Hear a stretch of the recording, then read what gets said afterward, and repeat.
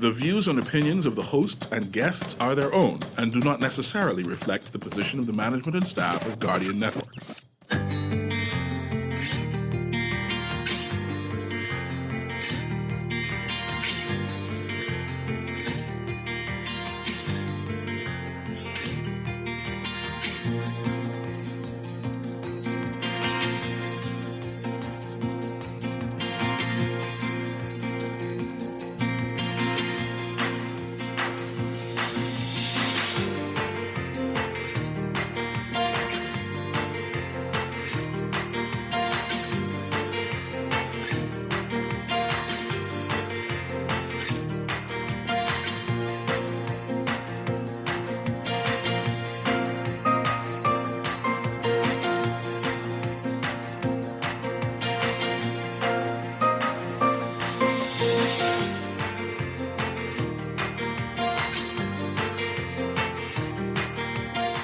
Good morning. The Bahamas to get 57,330 doses of Pfizer. Health Minister Wells says the government hopes to have extra doses by the end of the month. 5 men charged with separate murders. And in our discussion, we are talking with the BDM and the PNC. These two minor political parties are merging. Will that mean anything at all? We'll talk to them about it. It's all straight ahead this morning. I'm Dwight Strachan, and this is Morning Blend. Wake up, it's a new day. Wake up, it's a new day. It's the start of a new way. You know that it's here. It's the start of the end of the old way. Wake up, it's a new day. Wake up, it's a new day. Wake up, it's a new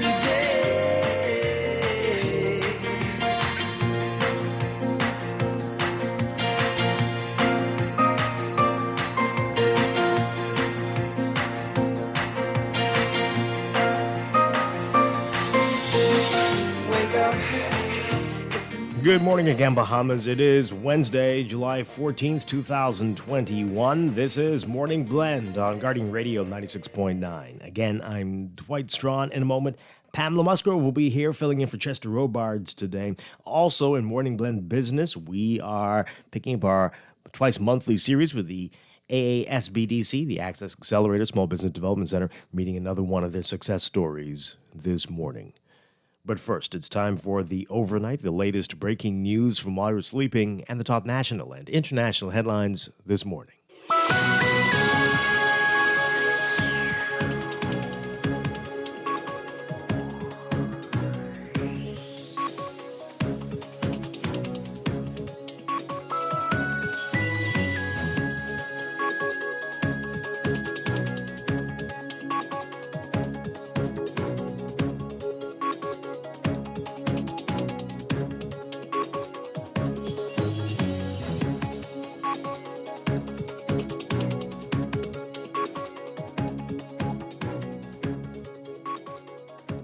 In the overnight, Health Minister Reverend Wells says that the Bahamas will receive 57,330 doses of the Pfizer COVID-19 vaccine through the COVAX facility. He said the government will have a more specific date on the arrival of the doses by Friday.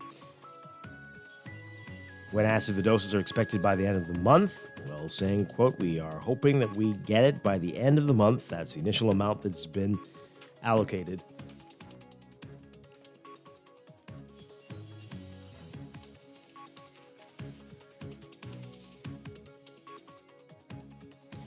To us in the third quarter, which is July, August, September. He says that they are still entitled to some 33,000 plus doses of AstraZeneca, though. He says the arrival date for that vaccine is July 26th. As of July 2nd, 97,992 doses of the AstraZeneca vaccine have been administered in the Bahamas. 60,303 people have received at least one dose of the vaccine. A total of 37,689 people have been fully vaccinated with 2 doses of the vaccine to date. And despite a recent surge in COVID cases and hospitalizations, Health Minister Wells says that the government is still moving to end the state of emergency next month. He says that will end on August 13th. And, quote, if there's going to be any change to that, obviously the competent authority, the cabinet of the Bahamas, would have to come back to the Bahamian people to say so. Right now, there are no discussions about changing the fact that the emergency order ends on August 13th. Security tightened in the magistrate's court as police charged 5 suspects with multiple murders. This happened yesterday. Armed guards ensured that bystanders did not gather outside the complex as the suspects did the perp walk from the Nassau Street Police Station to the court. Prosecutors accusing 25-year-old Delanzo Cartwright Jr. of Avocado Street in Pinewood Gardens of killing 5 people. Cartwright was charged with the murders of Ashley Hilton and her fiancé George DeVoe on December 3rd, 2018. They were both killed at Sands Rehabilitation Center. The pair leaving the grounds after DeVoe received physical therapy for a gunshot injury to the leg when gunmen opened fire on them. Prosecutors say Cartwright and others were responsible. Cartwright is also accused of the June 29, 2019 murder of Ian Irie Porter and Raymond Magic Adderley in Star Estates. Prosecutors say that on October 20th, 2019, Cartwright, Patrico Ramsey, Dondre Williams, and Marquin Williams gunned down Aniko Strawn. Dondre Williams is also accused of the December 3rd, 2020 murder of Alfred Half-Man Bastian in the Kemp Road area. The suspects were not required to enter pleas to the charges when they made their initial court appearance before Chief Magistrate Joanne Ferguson Pratt. They were denied bail. They returned to court on November 29th for the presentation of a voluntary bill of indictment. Also appearing in the same court, 24-year-old Rashad Stubbs. He's accused of the June 27th stabbing of Dwayne Cargill Sr. at Pine Barren Road. Stubbs did not have to enter a plea to the charge and was denied bail. He returns to court on December 2nd.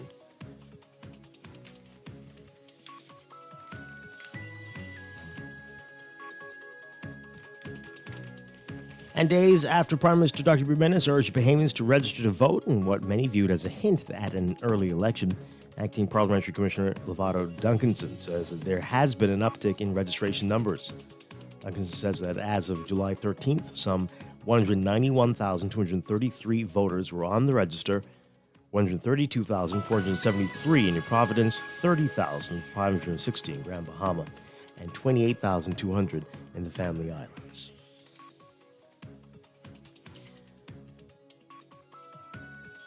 Overseas, a former Haitian senator, a fired government official, and an informant for the U.S. government are the latest suspects identified as part of a sweeping investigation into the killing of Haitian President Jovenel Moïse. The men are among 5 fugitives whom police say are armed and dangerous as they continued to track down those suspects in the July 7th pre-dawn attack at Moïse's private home, in which the president was shot to death and his wife Martine wounded. One of the suspects was identified as former Senator John Joel Joseph, a well-known Haitian politician and opponent of the Tête Kale party that Moïse belonged to. In a video posted last year on YouTube, Joseph compared Moïse to the coronavirus, saying how Haitians have died from hunger or been killed amid a spike in violence under his administration.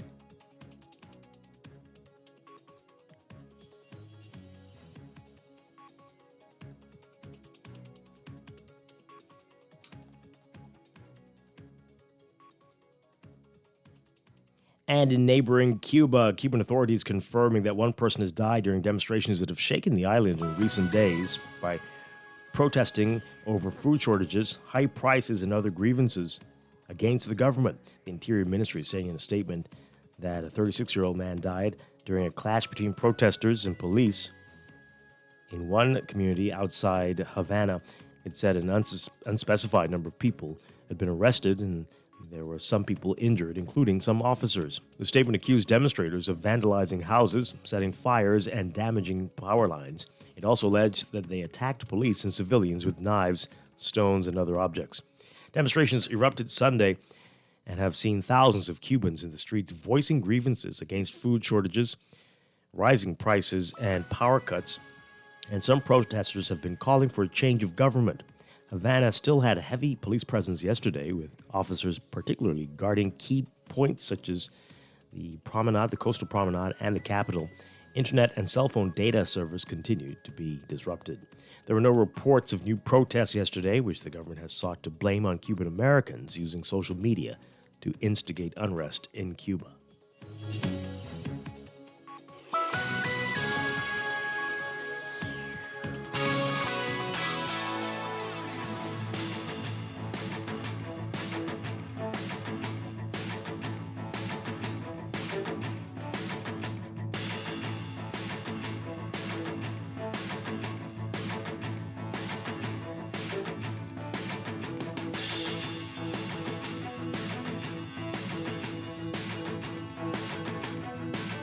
In sports, yet another Bahamian about to enter the minor leagues. This time it's through the Major League Baseball draft as opposed to through the MLB international signing period.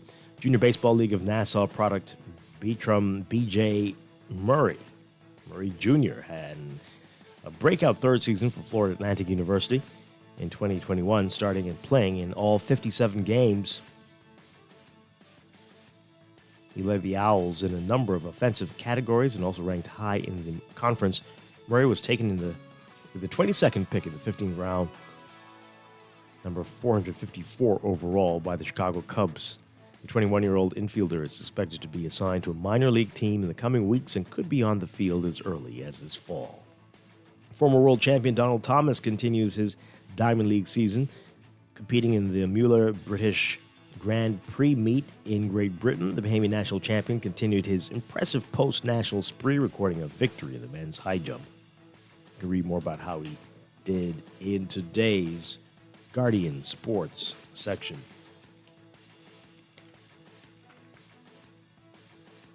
And National Hall of Fame icon Roscoe Davies has passed away, considered a true professional.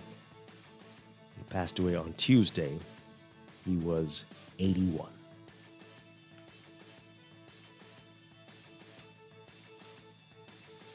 Overseas, Tokyo reporting its highest number of new COVID-19 cases in almost 6 months today, according to the Tokyo Metropolitan Government.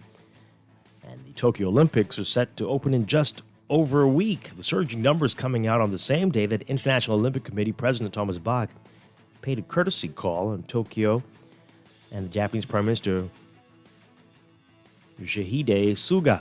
Suga and Bach have both pledged that the Tokyo Olympics will be safe and secure, despite the Games opening with Tokyo and neighboring prefectures under a national government-imposed state of emergency. Tokyo reported 1,149 new cases today. This was the highest since 1,184, reported almost 6 months ago on January 22nd. It also marked the 25th straight day that cases were higher than they were a week earlier. Suga asking Bach to ensure that the Olympics will be safe, particularly for the Japanese public, of which fewer than 20% are fully vaccinated.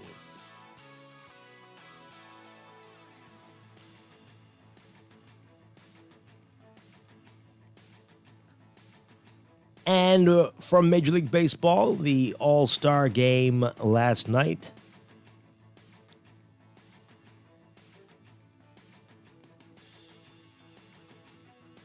The American League winning, and the American League now has won 20 of the last 23 All-Star games with one tie thrown in. That's sports, and that's the overnight. Time for your first look at weather.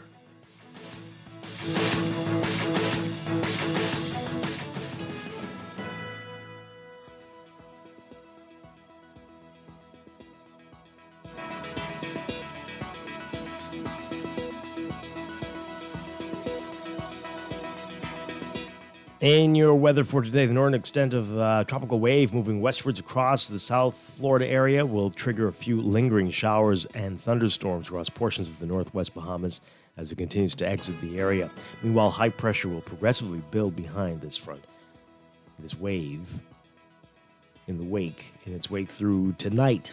Boaters in the extreme northwest Bahamas should remain alert as there's a risk of waterspout activity, and beachgoers should exercise caution due to the slight risk of rip currents along northern and eastern shorelines. For today, for all areas, look for variably cloudy, hot, and breezy conditions with a few passing showers and isolated thunderstorms, mainly offshore in the extreme northwest Bahamas through tonight. Expect gusty winds and higher seas in or near heavy showers and thunderstorms. Winds northeast to east at 15 knots, seas 4 to 6 feet. Temperature-wise, today look for highs getting up to around 90 Fahrenheit, 32 Celsius. Overnight lows tonight getting down to 75 Fahrenheit, 24 Celsius. That's your first look at weather this morning. We'll have your extended outlook coming up after traffic in just a bit. Wake up, it's a new day. Wake up, it's a new day. It's the start of a new way. You know that it's the start of the end of the old way.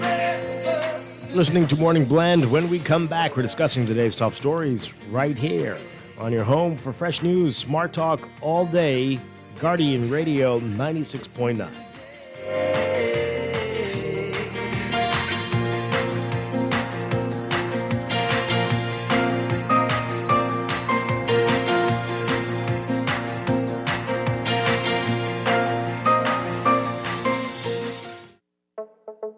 Tired of banks forcing you to use technology to bank the way they want you to? Your convenience is important.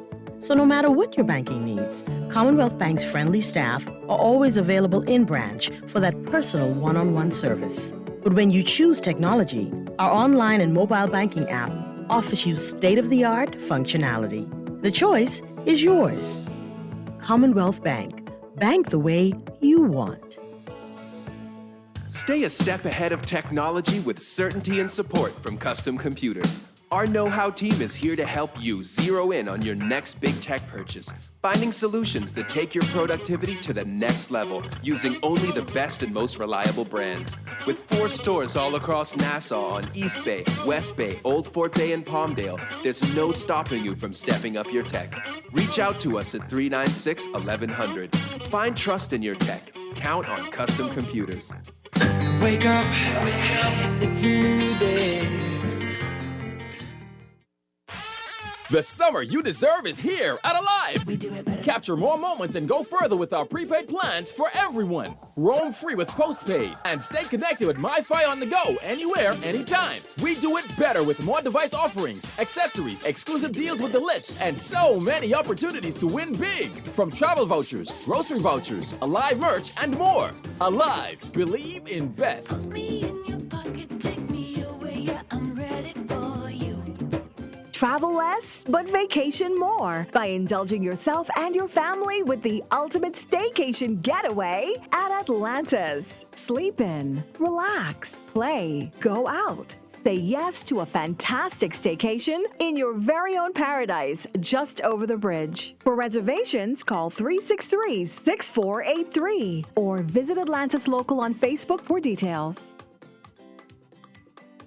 RBC Royal Bank introduces our new Saturday banking services on Saturday, July 17th at Cable Beach, Carmichael, and Prince Charles, operating 9 a.m. to 3 p.m. New services will focus on helping clients with advice-oriented needs and getting them more comfortable with RBC digital banking. Cash will only be available through our ATMs and accepted for deposits via our ATMs or non-stop depository services. If you have questions, call our advice center at 356-8500. Reimagine Saturday services with RBC. Screws and Fasteners World, Balfour Avenue and Palm Beach Street, has those hard-to-find fasteners for you right now. You can find stainless steel regular hex, carriage bolts, galvanized bolts, threaded rods, nails, self-tap screws, sex bolts, anchor bolts, turnbuckles, masonry tools, hand tools, and weed whacker strings. Check out the rope selection and car body fasteners, too. Special orders are welcome. It's your #1 fastener store. Screws and Fasteners World, Balfour Avenue and Palm Beach Streets. Call 326-1976. Wake up, it's a new day. Wake up, it's a new day. It's the start of a new way. You know that it's the start of the end of the old way. Wake up, it's a new day. Wake up, it's a new day.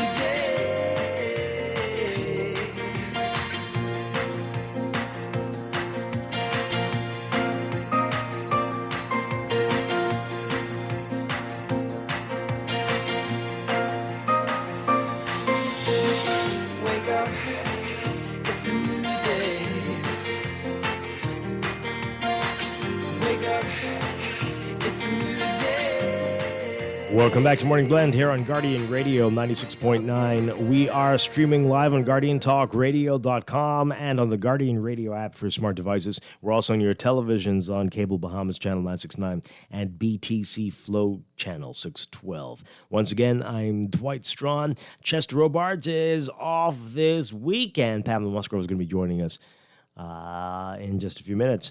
And you can join the conversation as well. We are on Twitter at MorningBlend969. Follow us and tweet us. Let us know what you think about what we're discussing on the show. We're also on Facebook, facebook.com/MorningBlend969. You can email us morningblend@nasguard.com, or you can text us on the Guardian Radio text line powered by BTC 4224796. Standard text rates apply. Coming up this morning, more weather and traffic. And in our coming up in a few minutes, we're going to be talking about politics, BDM, Bahamas Democratic Movement, and the People's National Coalition. These two parties are merging, teaming up. And will that mean something? Will the numbers mean that there will be safety for them? Will that give them more of an opportunity? We're going to talk to them about what they think their chances are this morning. Later in Morning Blend Business, we are picking up our twice-monthly series with the Access Accelerator Small Business Development Center, meeting another one of their success stories this morning. So a lot to get to, but let's begin with what's in the news.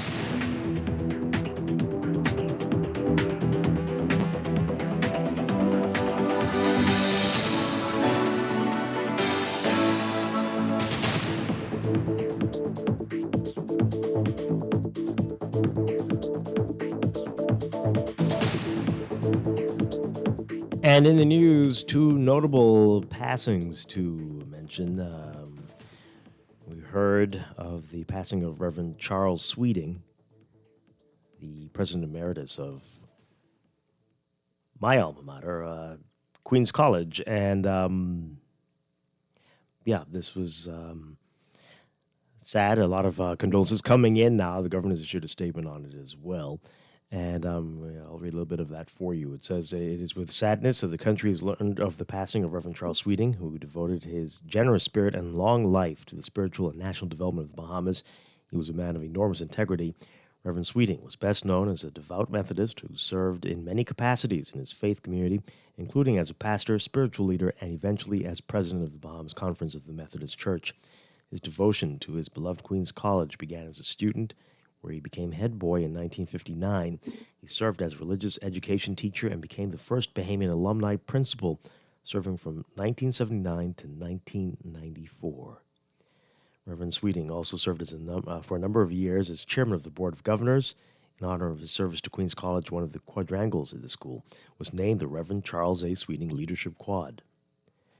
Reverend Sweeting was an exemplary man of faith, which was evidenced in his commitment to the spiritual, educational, and social development of the Bahamas. It is with gratitude that even as we mourn his passage, we celebrate his legacy and tremendous contributions to national life. On behalf of the government and people of the Commonwealth of the Bahamas, I extend heartfelt condolences to Reverend Sweeting's family and to the Bahamas Conference of the Methodist Church. I also extend my personal condolences and that of my wife, Patricia. May he rest in eternal peace. And that is from Prime Minister Dr. Berminis. Yeah.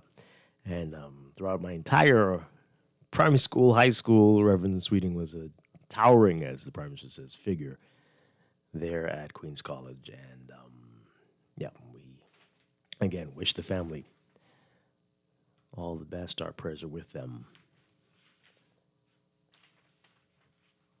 And with everybody in the Methodist community at this time. This one was a big shocker. Yesterday, we learned of the passing of Roscoe Davies, a massive sports icon in this country and just an incredibly nice gentleman. He passed away yesterday at the age of 81. And I think we're going to hear more about this over the next few days. But unbelievable. Also known him very well. He goes to my church, St. George's Anglican Church, and from the time I was a little boy, I've known Roscoe Davies and his family, and my condolences out to him and to the entire sporting community in the Bahamas and to everybody at St. George's.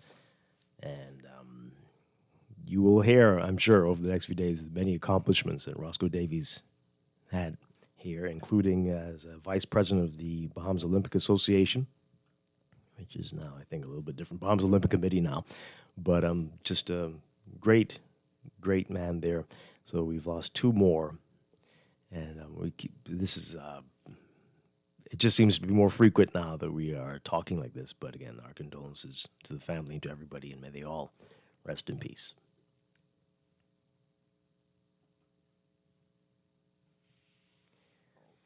And elsewhere in the news, the Bahamas to get Pfizer finally. The health minister says the government hopes to have extra doses by the end of the month, including more of the AstraZeneca vaccine as well. For more on all of this and what's happening with the state of emergency, will that indeed end next month? Take a listen to this report from our Jasmine Brown. The state of emergency ends on August 13th. If there's going to be any change to that, obviously, the competent authority, the cabinet of the Bahamas, would have to come back to the Bahamian people to say so. Right now, there's no discussions about changing the fact that the emergency order ends on August 13th. Wells says if anything changes, the government will come to the Bahamian people in the shortest possible time. In order to be able to do that, I do believe under the law you would still have to go to the House of Assembly, and the House of Assembly doesn't meet until the 22nd of September. We would have to call an emergency session.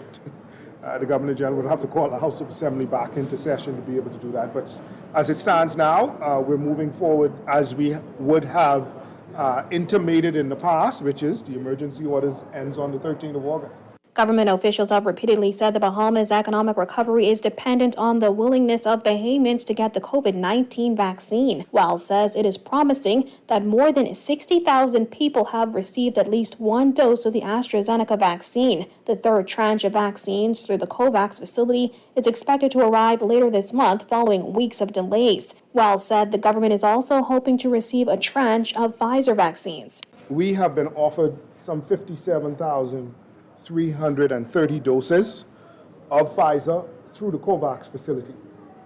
We will have a more definitive date when that vaccine will arrive, when Pfizer will arrive in country by Friday of this week. The health minister was asked if the administration was considering vaccinating children as young as 12 years old. We will most certainly take that into consideration as a part of the overall vaccination program. You know, our kids are going back to school in September. And so, obviously, we need to be able to take that into consideration. And so that is one of the reasons why we sought to source Pfizer, because Pfizer is the only EUL-approved vaccine for individuals under the age of 18. As vaccine supplies dwindled in the last several weeks, the government engaged in a vaccine exchange with Antigua and Barbuda for 5,000 doses of the AstraZeneca COVID-19 vaccine. It is also in talks with St. Vincent for the additional 20,000 doses. 2 vaccination sites remain open, one on New Providence and the other on Grand Bahama. Reporting for Guardian News Network, I'm Jasmine Brown. All right, so a lot to get through there, to unpack there. Let's talk about it. Give us your views on what he's saying. He's talking about the state of emergency, talking about Pfizer, talking about AstraZeneca. Quite a bit said there. Want to hear from you. 323-6232, 325-4316, 325-4259. Tweet us, Facebook us, text us, 422-4796.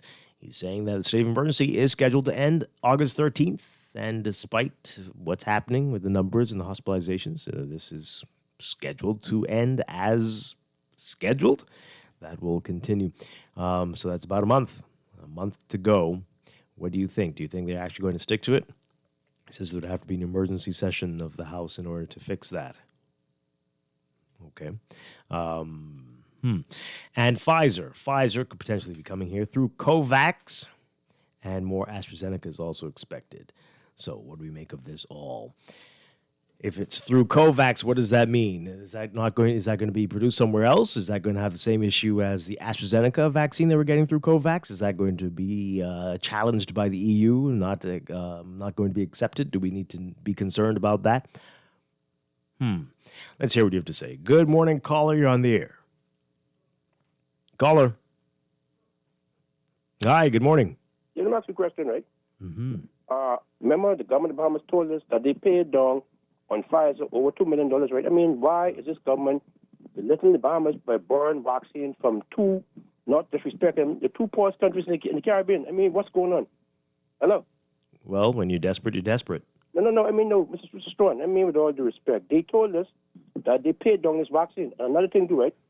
Oh, they're having challenges producing the vaccine in the facility. No, Mr. Strachan, but how come Antigua and Barbuda get it? They don't have as many people. No, but the bottom line is this. They borrowed $20,000 from a poor country, so that means if they borrowed from that means they have more. But Mr. Strachan, can you hear me? Yeah, but what's your point about that, though? I mean, they borrowed it because they had extra and we don't have any. Lying.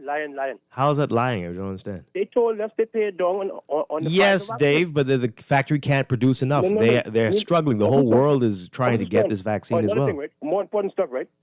Can you hear me? That's pretty important. No. They're not important because they're lying. They ain't coming, okay? Mr. Strachan. Yes. Yes, another thing, right? Okay. Why is Chicago Dames trying to intimidate payments? I don't even know who that is. Who is that? Chicago Dames is the man who's responsible for COVID-19. You know who he is? Who's doing what?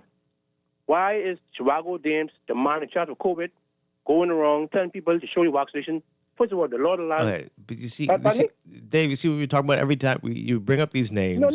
He's the police officer. He's in charge of COVID-19. Okay. Well, why are you making it a personal thing? What's happening It here? is personal because the man have no rights to try and infringe on people's constitutional rights, okay? What do you mean by All right, just say the police. How about that? No. I call Chicago James because Why? when the government change, what do you do? I don't understand. What happens when you are not when the government changes? What happens? No, Mr. Strachan. In life, right? Listen to me carefully. I am. Pardon me? Yeah, we're listening. No, in life, when you have power, be merciful and be respectful, okay? First of all, there's no law in the Bahamas that you have to go around with your vaccination card. True or false? Pardon me? It's unclear at the moment. It would be in your best interest with the emergency orders to do that. You can't say good things, People ain't stupid, See, when you come on the radio... But why wouldn't you do it? Why, if you have it, why not? I mean, people are asking. That ain't nobody's business. Yes, it is. It's very important. People want to know, and you're limited. You can't do certain things indoors if you're not vaccinated. No, it's everybody's business. Mr. Strachan, another thing too, right? The problem is lying. Like, first of all, they told people if you're fully vaccinated, you could travel free of charge. Why is Canute still collecting people money? Why is that, though? Oh, my goodness. All right, Dave. Great questions. Thank you very much. It's a name-dropping session there, everything. Oh, my Lord, help me. Okay. Let's take this call. Good morning, caller. You're on the air. Caller, good morning. Good morning, Glenn. Hi. Well, you would certainly make a good litigator, You think so? But yeah, you follow. That's a horrible thing to say to somebody. Huh? That's a horrible thing to say to somebody. I mean, to be... Well, I don't know if you want to take it that way. It all depends on how you want to see it. But I think you make a good defense and you support the station very well by not allowing persons to... Oh, you took it like that. No, not allowing persons to go up the deep end. And how you actually try to assist your previous caller by trying to steer them in the right direction. I think persons need to realize that a radio station has an awesome responsibility. And if you defame somebody's character, that could cause you to shut down completely. Eh? I don't know what's so hard to understand about it. But that's just the way it is. But I really sympathize with the Prime Minister being caught up in this quagmire. Because here you are, you find that... no matter what he does, if he shuts the country down, there's going to be repercussions. If he allows guests to come in, there's going to be repercussions. I think we have to find a way to reach the minds of every citizen in this country, leveling how important it is that they simply follow the instructions, how we could eradicate this. We have to bring people in the country who may be positive, but we could still stay away from them, right? And serve them. Well, we have to see what we're dealing with here because obviously we do not. That's scary. And tricky. Yeah, but this is where we are. We are dancing on prickles, and then we have to learn how to levitate. You see, and that you don't learn that in school. Right. So come to my school. Have a good day. Thank you very much. Appreciate it. All right. Dancing on prickles. That's an interesting way to put this. This is what we've been doing for the past year or more. Boy, I tell you. Let's take this call. Good morning, caller. You're on the air. Hey, good morning, Dwight. Hi, good morning. Only you by yourself this morning? Pamela's going to join us in seconds. Okay, all right, well. Yeah, Dwight, Yeah, what I would like to see moving forward, right? Because so ain't nothing really can change. I looking at this I looking at this what is called this COVID-19 saga. I looking at this to eventually end up in the chronic situation in the chronic position. That's not what I'm trying to say. Well, meaning that just like diabetes, hypertension, and other chronic ailments, right? Wow. This can be around for us for a little while, bro. That's where I see this going, right? And but let me just touch on what's coming up, right? Because we don't know how. I think on the nose. Before you go there, I mean, those other things you mentioned, we can do a lot to prevent from getting those, right? We can do a lot to, even if you do have it, you can bring it down. But this, it doesn't quite seem that way with this. I mean, you could be doing everything right and still catch COVID. So I don't know. I don't know if it's comparable. It's so tricky, right? And it's so mind-boggling because we're only trying to really understand this virus, right? Because everybody in a learning position to this virus. Yeah. Right. So so we that's all we could do. We could try to keep ourselves straight, keep our immune system boost, but the world is in a learning position with this vaccine.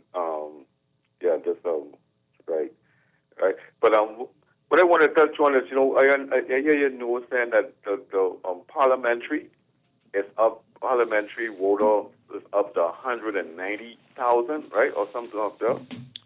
191,233. Right. So based on that number, right, because we in now, I can't ever remember us going over 200,000 registered voters. Maybe you could help me with that, but no, I can't never remember that. Yeah. Well, right? I don't know if they finished the purging that they have to do, right? I'm not sure yet if they have cleaned it, as they say.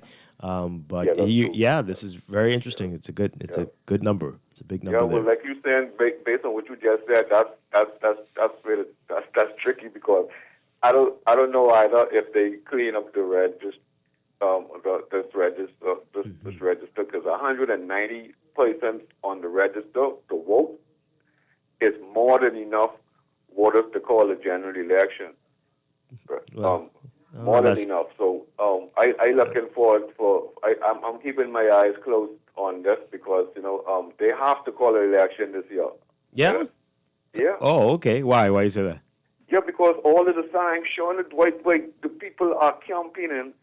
You every week you hearing about voters and voters and voters, right? But and registering, right? I'm looking the latest Dwight. Let me put it to you. If election don't be before the end of November this year, right?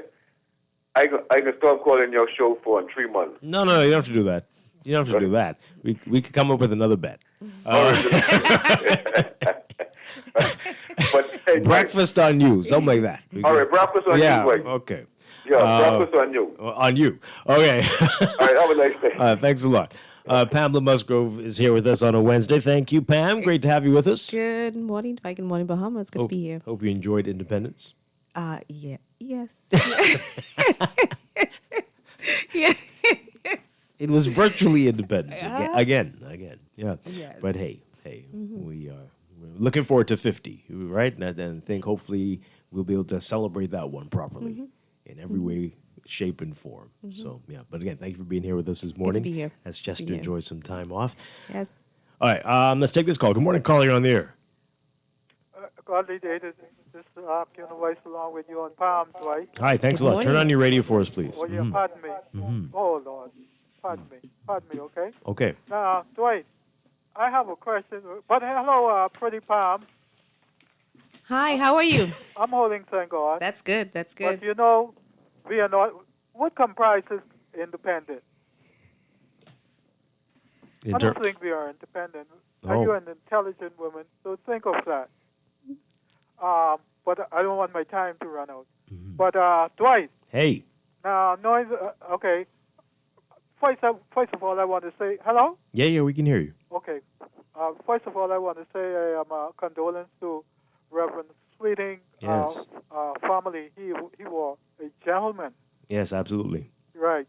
Also, what I want to ask you, right, knowing that you are members of St. George's, Anthony, who died? What's his name again?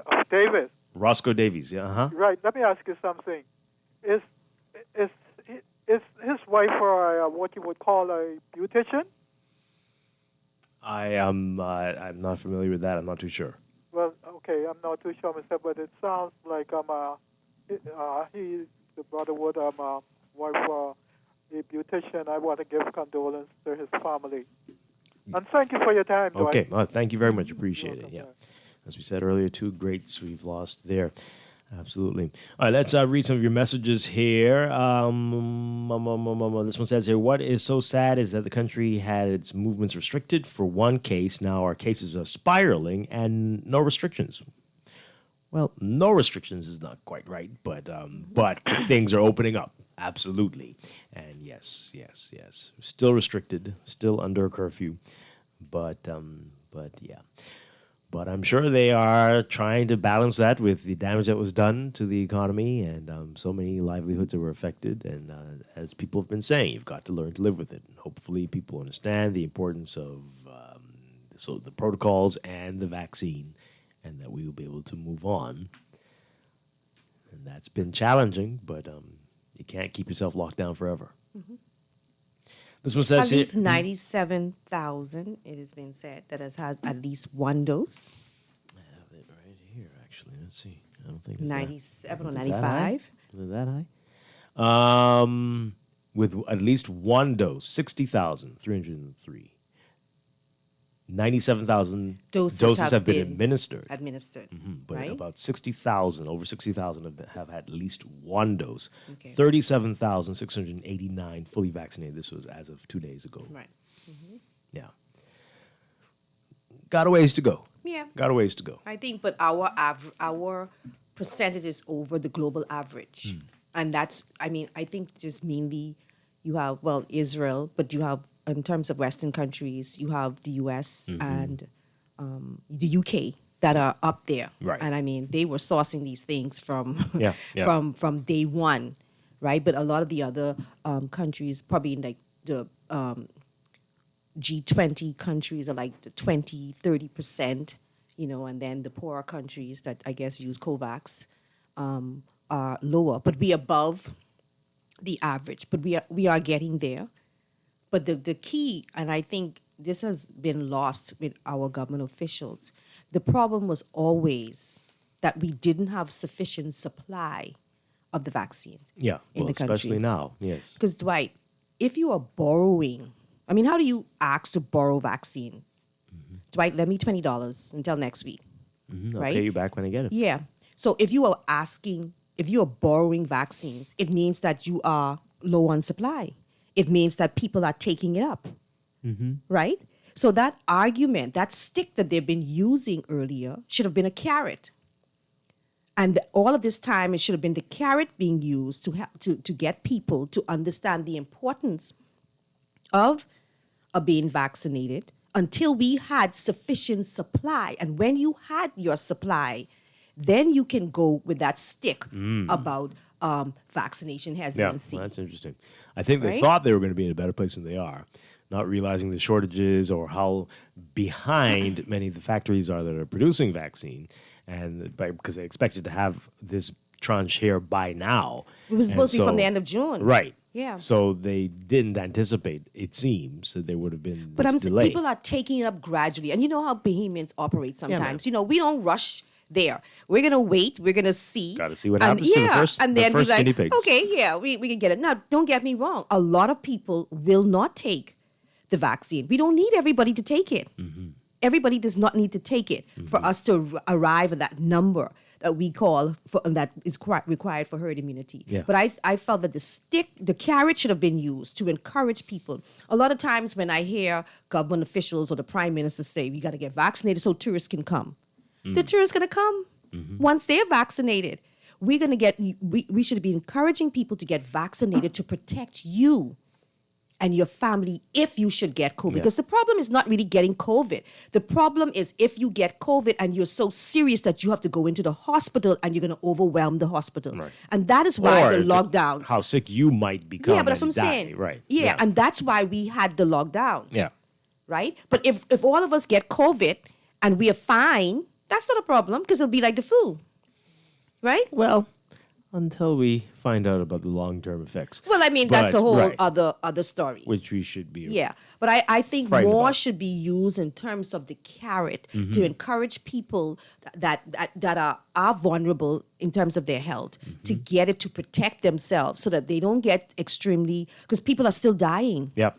from COVID. Absolutely. Even 18 months or more in this, people are still dying. Oh, yes. In the last few weeks, definitely. This texter here, I guess you must have been on vacation yourself and not hearing what we've been talking about all week. Talking about the AstraZeneca vaccine and the European Union not recognizing it. We've talked about that for a whole week and a half. Yeah. And we're still amazed that they would take this position. They are saying that AstraZeneca did not submit their paperwork from the factory in time. Yeah. On the Indian factory. The quality standards. And I would like to know more about why. Right. We haven't heard from AstraZeneca yet on that one. Yeah. Ah, boy, I tell you.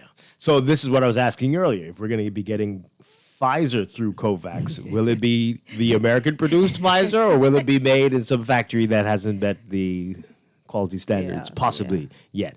We just want to know. Will that be recognized by the countries around the world? It will be the same thing, or will it be a generic, as we've come to learn? Oh dear. But right, it would be good to know.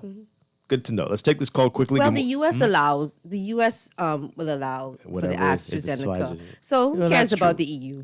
Right? At this point, That's what we've been who saying. really care about them? The U.S. will allow us in. The U.S. and the U.K. Yeah, they're just upset because the U.K. pulled out, which I support that campaign totally from day one. You think that's entirely what it is, just political? It's as many have geopolitical. suspected? Yeah, That's very sad. spite and all of this, all of the different. And trying to bully. But That's it also their- does smack of some racism too, though. I mean, Yeah. and so many of the Because third COVAX world nations are got a this part one. of COVAX. Yeah. it's terrible. Yeah. Wow. And in Africa, most of the African, Right. and they have their problems with African immigration. Absolutely. I mean, others, but So particularly. it's very distasteful. Awful, Yeah. awful. My goodness. Anyway, this person says here the number of COVID-19 cases going up, and the minister says the state of emergency will end in August. I smell a rat. I think the only reason that this is happening is because there's going to be a general election shortly after. I don't think, I mean, that could be it, but I think the world is opening up. I mean, people are putting restrictions, but if you're telling me the only way out of this is the vaccine, and you have the vaccine, you have to be moving towards opening up. You have to. And we can't allow this to continue much longer. Exactly. A state of emergency, a curfew for big grown people in a democracy. Seriously, right? Yeah, It's time. The UK next week will have their freedom back, so to speak, but they're still being encouraged to, when you're indoors in a crowded area, Yeah, it makes wear sense. your mask. I mean, I did it when I went to Florida to get my vaccine, and the first time when I went, it's personal responsibility. Yeah. And I found myself, I'm even though I've been using these masks for over 18 months, I'm still not used to it. I'm not used to it. Sometimes you forget. No, and so I find myself when I'm walking into the stores and stuff, I'm not wearing my mask, but nobody bothered me. All right. Nobody forced me to sanitize. I sanitize myself. Nobody's standing over me and saying, "Come, let me spray you." Nobody's saying, "Oh, could you put your mask on, please?" No. They tell you if you are fully vaccinated, you have the choice whether or not to wear your mask. And if you are not fully vaccinated, they encourage you to wear your mask. So a lot of it is almost like you're treating people like adults and you're putting that personal responsibility on them, which is what will be required to really get out of this. Absolutely. And you're not militant over them, making them do certain stuff. And so I use that choice. When I'm in a crowded area, I put my mask up. When I'm in a place where there are not many people around, I leave my mask down. And we've talked about it before. You notice the flu numbers were down. People are reporting less colds, right? Fewer colds. So it's all likely because of these attitudes that have changed, right? People more concerned about sanitizing and wearing masks. And so I think it's not going to be a bad thing to continue to do into the future, even when we get over this, right? They're going to prevent a lot of other issues as well. Yep. And so get used to it. Maybe not as frequently as we have to do it now, but mask wearing will be here. Always have some on hand. Yeah, and people will probably wear it even after this. Yeah, absolutely. After this, some people would still, it wouldn't be as weird, because prior to COVID, if you saw someone wearing a mask, like, what was this about? You thought it was an assault, right? But I think after this, occasionally you would see some people, wearing their mask. Definitely. This person says here, if the emergency orders fall away, does it mean that we can go into the restaurant without being vaccinated? That's I don't know what to say to that one. I think COVID is still here. I don't think we need the emergency orders, but COVID is still here. And so I think what countries are doing, they are introducing vaccination passports. Yeah. So, for instance, in the UK, you can have big gatherings once they release the restrictions. And your vaccination passport will contain whether you're fully vaccinated, your negative COVID test, or you recently had COVID and you have the antibodies. So they are the three requirements that they will use to allow persons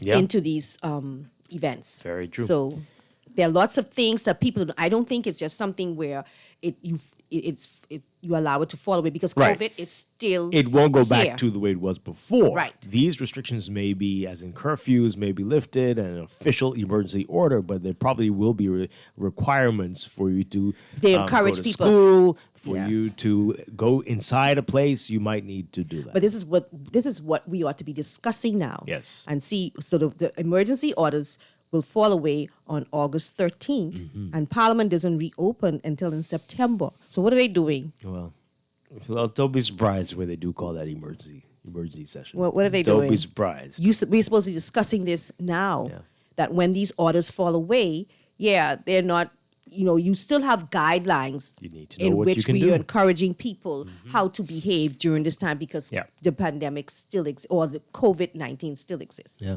This text here, these Israelites can't seem to understand and stop belly aching. Just look at what's happening in Japan. Yep, well, their vaccination rate is very low as well, though. So, oh, boy. Let's take this call. Good morning, caller. You're on the air. Good morning, Dwight. Hi, good morning. Good morning, Pam. Good morning. Good morning, Bahamas. Man, Dwight and Pam, you guys are on cue this morning. Hey, Dwight, my good friend, he got plenty breakfast to buy you. He ain't calling less than you wasting time. Oh, okay. We got 5 years to go. According, that's constitutional. You understand? We got to get this country up and running. The tourists coming back in. The taxi drivers making money. The hotel 90% occupied. I listened to the war show yesterday, and the war show, he had a good time. So you got this on, you heard this from your friend. He told you this directly, that no election until next year? That's what he said? I got some little information, 1, 2 things here, Because we know you're a big timer. I mean, your name, they call your name in Parliament. You are big time, so you know. Man, we got to get construction up and running, man. Okay. Hold on, just ain't away. We're spending a lot of money on something called capital infrastructure, man. No, but things slow. That's what they do. Keep the money circulating in the economy. Well, next time you talk to your friend, ask him if he's going to set that date, though, the fixed date, because we really like that. That will be on our second time, Oh, boy. Right? No, see, that's... No. We were promised that early. And we promised some things. And that's why I know the man. That's why he's telling our people, give him another chance, because he was getting pressure from the white and black oligarchies and the foreigners. I know what I speak, Hey, you all will be surprised, But the country doing better. A lot of people weekend, and like you all say, just wear a mask. I keep mask and sanitize everything in my car, and I give it away. You want an excellent job, and you got plenty free breakfast to get. Okay. All right. Thank you very much. We'll see. We will see. But why would you call... Okay, what would be the conditions for any administration to call an early election? Like, things have to be really good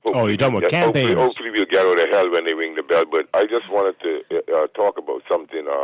I think, I don't know if Dawn misunderstood what I was saying. And so I'm only asking you guys to read things to the public sometimes because we are being deceived. Palm, there is cross-immunity in influenza studies, all right? Mm-hmm. And you do build up immunity for certain strains. And so I just wanted to explain something. If I get a vaccine, the immune system, all that is natural. The vaccine induced the natural immune system to work. So if I had COVID and I recovered, the same thing happens with the immune response. There's no difference. So I mean, it's just a false narrative. And then the thing is, like Palm said, we're still studying the effects of COVID-19. Right now, there's a study showing with Dr. Mobi Saeed that COVID-19, not the vaccine, causes the stem cells in the bone in the germline center before they even turn into blood cells. They cause them, in turn, will affect the blood cells and cause them to morph or sickle and cause them to dysfunction, and they're unable to be as flexible as they should. Some are not supposed to be flexible, so it's causing a problem when they reach the extremities, like the blood vessels. They're stucking in the blood vessels, and then they're aggregating or coagulating and causing blood clots along with other mechanisms of the immune system that I don't get explained because it seems to me as that. And the thing that no one is going to speak about this. And then I see that the question is as simple. I don't think Dawn understood. What I was saying was the people who recovered naturally from smallpox. You see, you're always trying to de-emphasize what I'm saying. The people who recovered naturally from smallpox had a lifetime immunity versus those who were vaxxed. This is a fact online. And then months ago, Warren McCartney wittingly or unwittingly disclosed the fact that during the initial stages of the vaccine for the smallpox, the scientists discovered that the milkmaids who were exposed to cowpox, right, they didn't develop smallpox. So that backs what I'm saying and what other people are saying. The fact that smallpox and cowpox are sister viruses and they look alike phenotypically, that's how the milkmaids were able to have immunity, because it's a phenotypical immune response, and also could be genetic.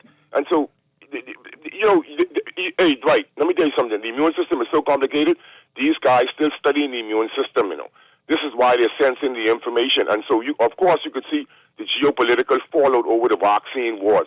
I was wondering, you remember last week when I called and I was telling you Pfizer has a higher death rate than the AstraZeneca in Europe. And so you got to look at all these things, and then the Pfizer geopolitical discussions with countries for sovereign assets in order to exchange for vaccines because they don't have liability, et cetera, et cetera. And Tom, all you have to do is simply look at the vaccine court, see the amount of money paid, and go look at the adverse vaccine adverse event reporting system, and then give the data from that. And also, they're just spreading the fear, saying the amount of people had COVID, but they're not. I know that they're not mentioning the recovered patients. This is what is frightening to me. All of these things I juxtapose, along with the Georgia Guidestones and the First Global Revolution. All these books, everything is. This is who can't see this global construct? This is a big social re-engineering, technocratic, international psyops. They blind. Have a good day. Okay. Yeah, okay. Hey, let's take a break. We'll be back with more Morning Blend. It's Wednesday.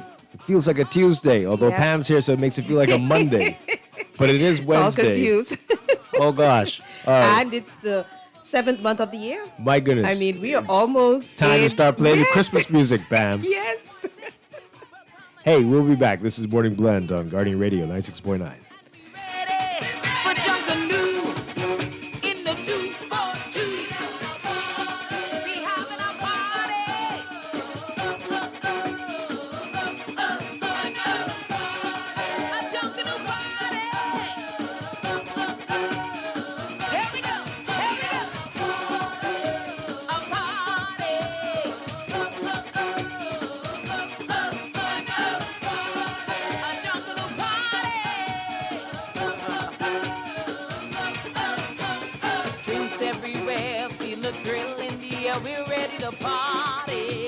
This is Guardian Radio 96.9 FM, Nassau, Bahamas. Guardian Radio 96.9 FM, fresh news, smart talk, all day.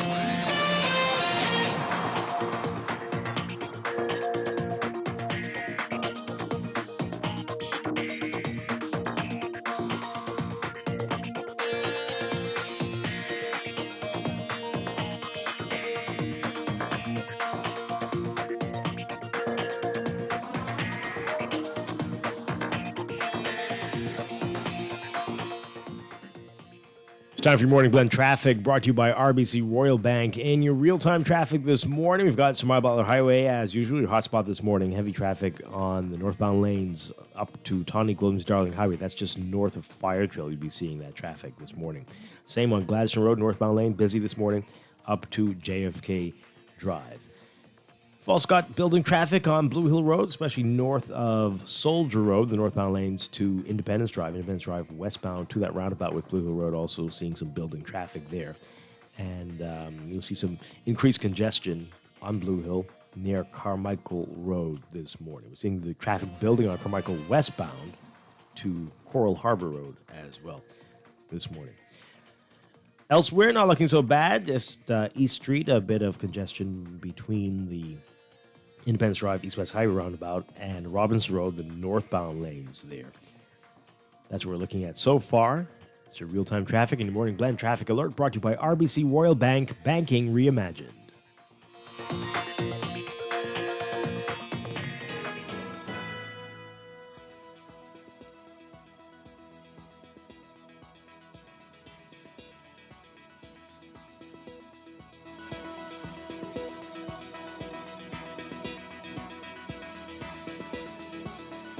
And time for another check of your weather for today, brought to you by Rev Cable Bahamas. We've got the northern extent of a tropical wave moving westwards across South Florida. That's going to trigger a few lingering showers and thunderstorms across portions of the northwest Bahamas as it continues to exit the area. Meanwhile, high pressure will progressively build in its wake through tonight.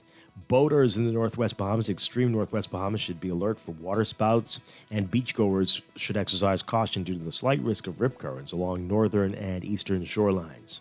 Your forecast for today for all areas, variably cloudy, hot, and a bit breezy, with a few passing showers and isolated thunderstorms, mainly offshore in the extreme northwest Bahamas through tonight. Expect gusty winds and higher seas in or near heavy showers and thunderstorms. Temperature-wise, look for highs getting up to around 90 Fahrenheit, 32 Celsius. Overnight lows tonight getting down to 75 Fahrenheit, 24 Celsius. In your extended outlook, the surface trough will gradually weaken across the Bahamas. Meanwhile, a low to mid-level trough accompanied by a plume of tropical moisture will spark showers and thunderstorms across the islands as the trough will propagate northwestwards through Friday. For tomorrow, Thursday, that's going to mean variably cloudy, warm, and humid conditions with widely scattered showers and isolated thunderstorms. Friday, variably cloudy, warm, and a bit breezy with isolated showers and thunderstorms. In the tropics, a non-tropical area of low pressure located several hundred miles southwest of Cape Race, Newfoundland, is producing a few showers and thunderstorms. The system has a low chance, about 10% chance of tropical cyclone formation through the next 5 days. No threat to us. That's your Morning Blend weather check, brought to you by Rev Cable Bahamas. Rev, you and us together.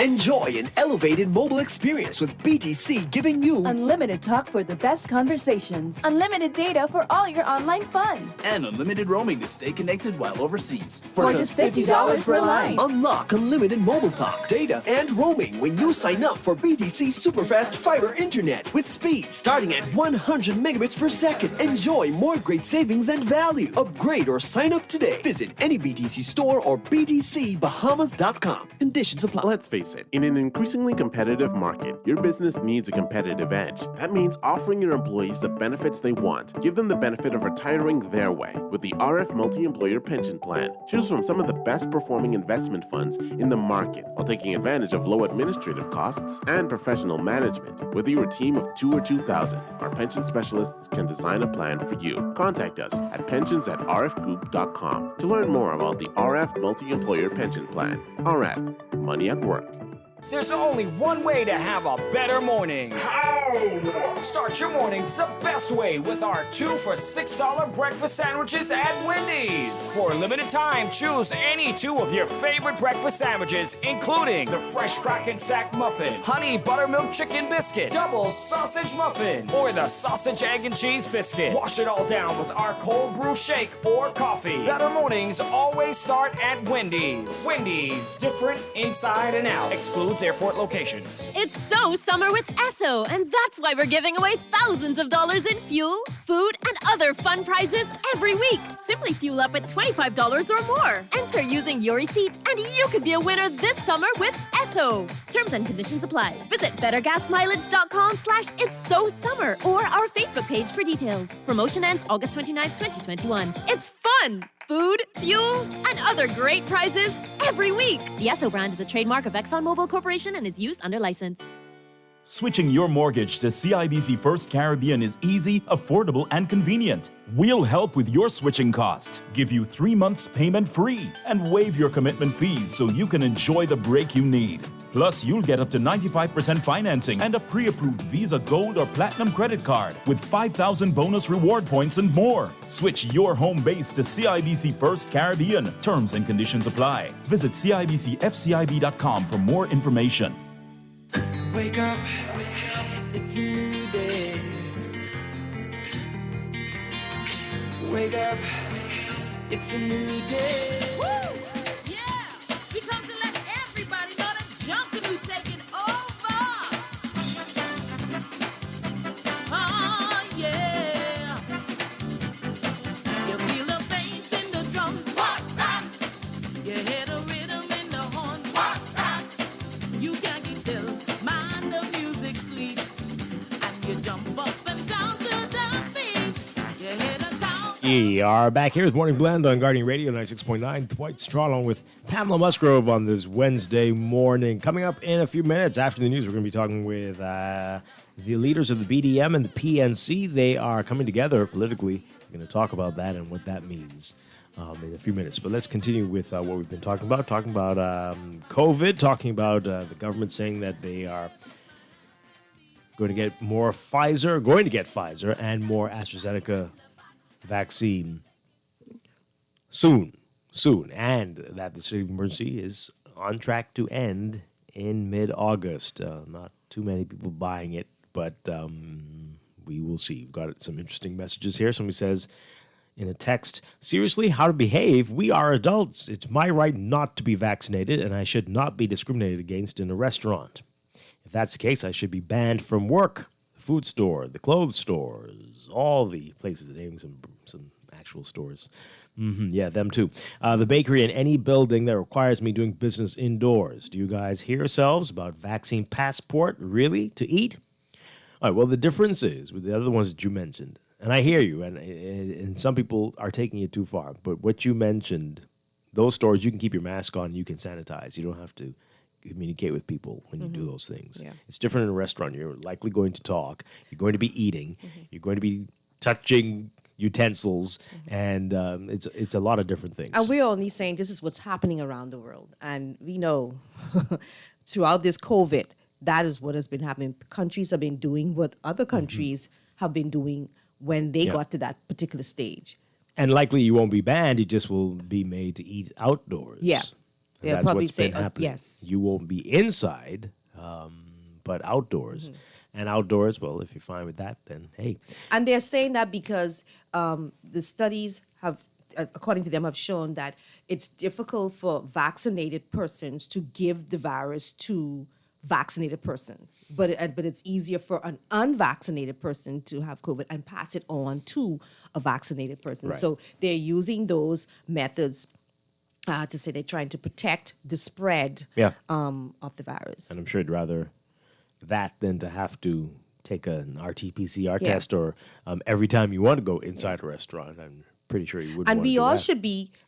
should be concerned, or we all should be careful, because even we are not out of the woods in terms of COVID. So I'm not going to be vaccinated or not socializing with a lot of people all across the place. You want to be careful to make sure. Well, that's you, and that's good for you, Pat. That's excellent. I'm just saying, We're glad that you have that, but a lot of people don't care, unfortunately, and that'll be problematic there.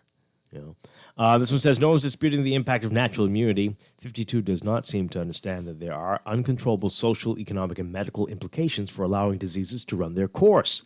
Lots of people will just die amongst other impacts. This is not a knowledge conspiracy, but public health policy and management. And you raise some very good points caller. Absolutely. You just can't. You mentioned smallpox. I mean, that's a small number of people who were able to do that like that. Other people, it didn't end up so well. And we have to keep that in mind all the time. And a lot of us don't want to get it. Right. I don't want to. I mean, Absolutely. I'm not afraid, but at the same time, I still don't want to get it, Yeah. and that's why we protect ourselves so that we don't get it and have to go through Yep. the natural immunity. Let's break for news and we'll be back. This is Morning Blend on Guardian Radio 96.9.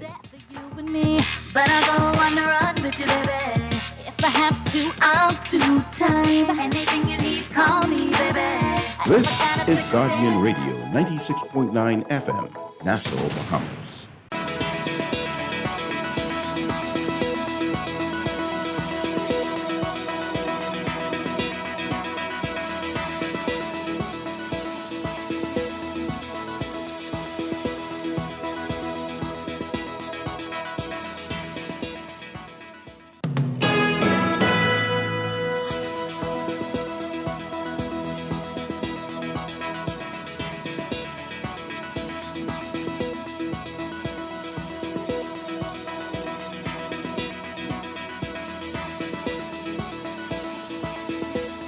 Welcome back to Morning Blend here on Guardian Radio 96.9. We are streaming live on GuardianTalkRadio.com and on the Guardian Radio app for smart devices. We're also on your televisions on Cable Bahamas Channel 969 and BTC Flow Channel 612. You can tweet us at Morning Blend 969 or Facebook.com/Morning Blend 969. Text us 422-4796.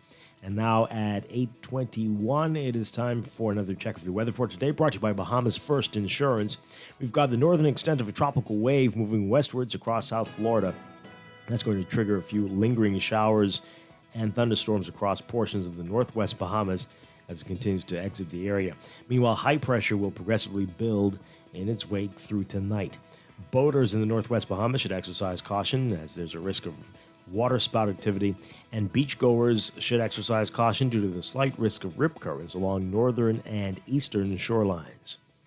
For today, for all areas, we are looking at variably cloudy, hot, and breezy conditions with a few passing showers and isolated thunderstorms, mainly offshore in the extreme northwest Bahamas through tonight.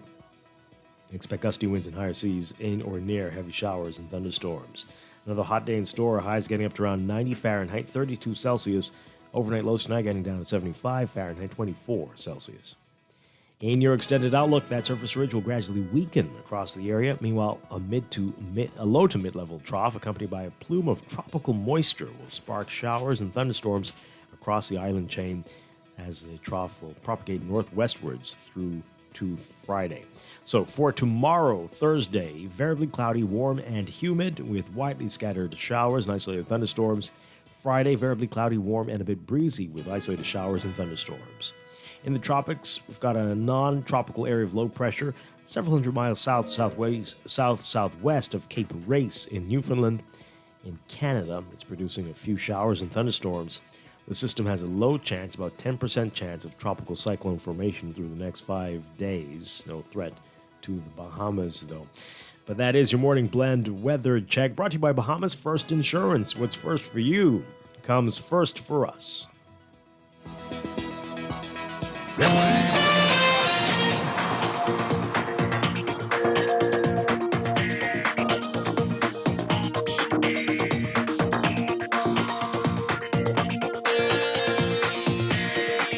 And in your traffic this morning, brought to you by RBC Royal Bank, your real-time traffic, Smile Butler Highway, heavy traffic there in the northbound lanes from Fire Trail up to Tonic Williams Darling Highway, and Tonic Williams Darling Highway is backed up westbound to that roundabout with Smile Butler Highway.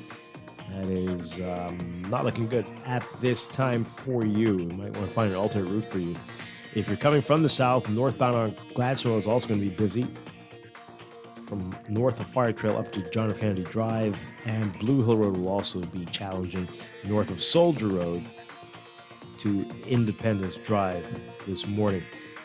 Elsewhere, we've got building traffic on Carmichael Road westbound toward Coral Harbor Road. And Shirley Street, you'll see some congestion there just west of Mackey Street as you head into downtown. Elsewhere, Independence Drive and East Street and the East-West roundabout, East-West Highway roundabout is congested in multiple directions there, especially East Street northbound, just north of the roundabout, heading to Robinson Road. Those are your hottest spots this morning. That's your real-time traffic and your morning blend traffic alert brought to you by RBC Royal Bank, banking reimagined.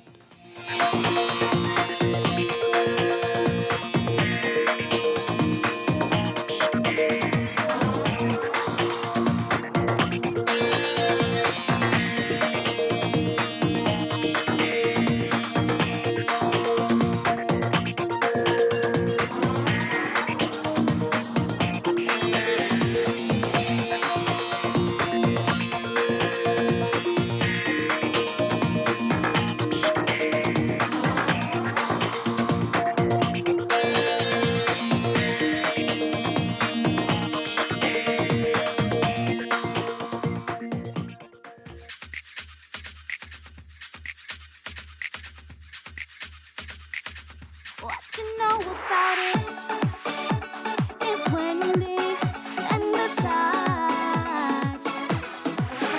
Feel this beat when the cocaine and a rushing through the street. Yeah, going through the rhythm, disparate. And we are back with Morning Blend on Guardian Radio 96.9. Dwight Strong along with Pamela Musgrove on this Wednesday morning. Just want to say this, we're getting a message here from Bishop Walter Hanchell, who is listening to us live, and he's recuperating at home in North Carolina. He is out of the hospital, been discharged after his surgery, and this is amazing, and it's a miracle. And Bishop, it is great to hear that you are progressing well. We can't wait for you to come back home. Wonderful stuff. And we continue to pray for you. Yes. Yeah, absolutely wonderful. All right. So this morning we are talking politics, the BDM and the PNC. We featured them a few weeks ago. I think they both had issues with the name of our series that time, the Fringe Party Week that we did. But they've come together. And they're going to talk about this, the Bahamas Democratic Movement and the People's National Coalition. The leaders, Cassie Stewart and Garth Maynard Rusborough, with us this morning. Gentlemen, great to have you with us. Good morning. Dwight, Pam, it's always a pleasure to hang out with you guys in the morning. Y'all don't sleepy. Very little. Very little. Welcome back. Great to have you with us. All right, so this is a merger. That is what we're calling it. Is that what it is officially? And is it for now or indefinitely these two will be together? Well, the two organizations has become one, and we are mounting the strongest possible team to defeat the present government and to present an alternative to both of them, basically. And so for our teams, we are merging the brightest minds, the strongest leaders, so that when we put forward our candidates, our leadership team, people will know that there's beyond a shadow of a doubt that we can get their support and their vote. Mm-hmm. And so for us, the whole merger is to bring the brightest minds together in one organization. And so the BDM will be the standard bearer moving into the next election. Garth Maynard Rusborough will be the deputy leader of the BDM, and he is now the deputy leader of the BDM. Okay. And we are excited about the merger, and it is really, really what the people have been calling for, that the parties come together as one. You know, as a result of this move, we had several independent candidates who have already expressed interest of joining us, and also members of other organizations has already come on board. So we are opening up the doors even wider for all of those out there who need to come under the umbrella. Let's go. Let's put together the greatest team to be the alternative to the FNM and the PLP. All right, so the PNC is officially no more. Is that what we're saying here? We're part of the organization with the lifeblood, and so together, working together, we are BDM. Okay. Now going forward at this time. All right. So philosophically, has anything changed? Does anything need to change? Or I don't remember you all being necessarily on the same page with everything. What does that mean going forward? You know, philosophically, you know, we always have the same belief system. You know, we may have had issues with the way. I don't know if we had any variation in our platform. I know we have variations with some other people, but I don't think we had any variation in what we believe and what we see for the country. That's why we're so an easy mesh. And so for us, it's basically just strengthening our resolve. Looking at each other's weaknesses and figuring out how we can make it stronger, and strengthening our strength so that we can really have that really good team. See, for me, I believe that the people are saying that they're tired of the two major parties. I think, but the question they have in their mind is who. I'm not going to trade in my old bicycle for a breaker bicycle. If I can trade in my old bicycle, I want a brand new bicycle. And so what we're trying to do is bring them that brand new bicycle with the best minds, the best leadership, but also with a leadership with a vision. Because, we tired of this ad hoc governance where you just govern from day to day. We need to have a long-term objective of how do we be able to achieve the reduction in our national debt from $9 billion down to zero. How do we bring the national average of a D to a C to a B to an A? How do we make sure strengthen all our core competencies across all of the civil services? And so these are some of the strategic plans that we bring to the table of how do we execute and be able to transform our nation wherever we have the deficiencies to make it stronger. So how will the offices of the new party be? Or is it a new party? No, it's the BDM. It's the BDM. Yes, the BDM. Okay, so the offices remain the same. The offices remain the same, but there's an integration of offices. And Right. so their executive team will mesh with our executive team, and their candidates will mesh with our candidates, and it'll be the BDM. And if there's an overlapping, then we find the best person in that area, and then we'll be able to resettle other candidates in different areas. So do you have overlaps? We have one or two. We do have one or two. And how would you determine? Whoever's the strongest in the area, we believe that who've been on the ground the longest, been working, and we're working on the criteria now on those. And for those who overlap, who's not the strongest, we will try to find the best alternative constituency for them. Okay. And when is your convention, the BDM? Boy, I'm excited about that.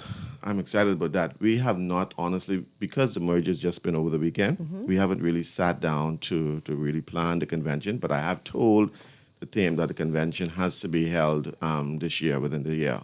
So we are beginning to put things in place now to make that happen. I think it's important for us to put on a convention, for us to display our team, to display our leadership, to display exactly how the next government is going to look. And so that's going to be an exciting day. Okay. I find that even with the major political parties, I feel that particularly this system of governance that we operate, there's a set time for convention, and that the convention should be held during those times unless something is happening catastrophic in the country that you are unable, like a hurricane or similar to what's happening now. But a lot of times these parties do not have convention. And to me, that speaks volume. If you can go against your own constitution as a party and not have these things when they're supposed to have, then I can't expect, I don't know why a lot of us do, much more from you in governance. Yeah, exactly. I agree. So what do you say about that? And how can we hold them accountable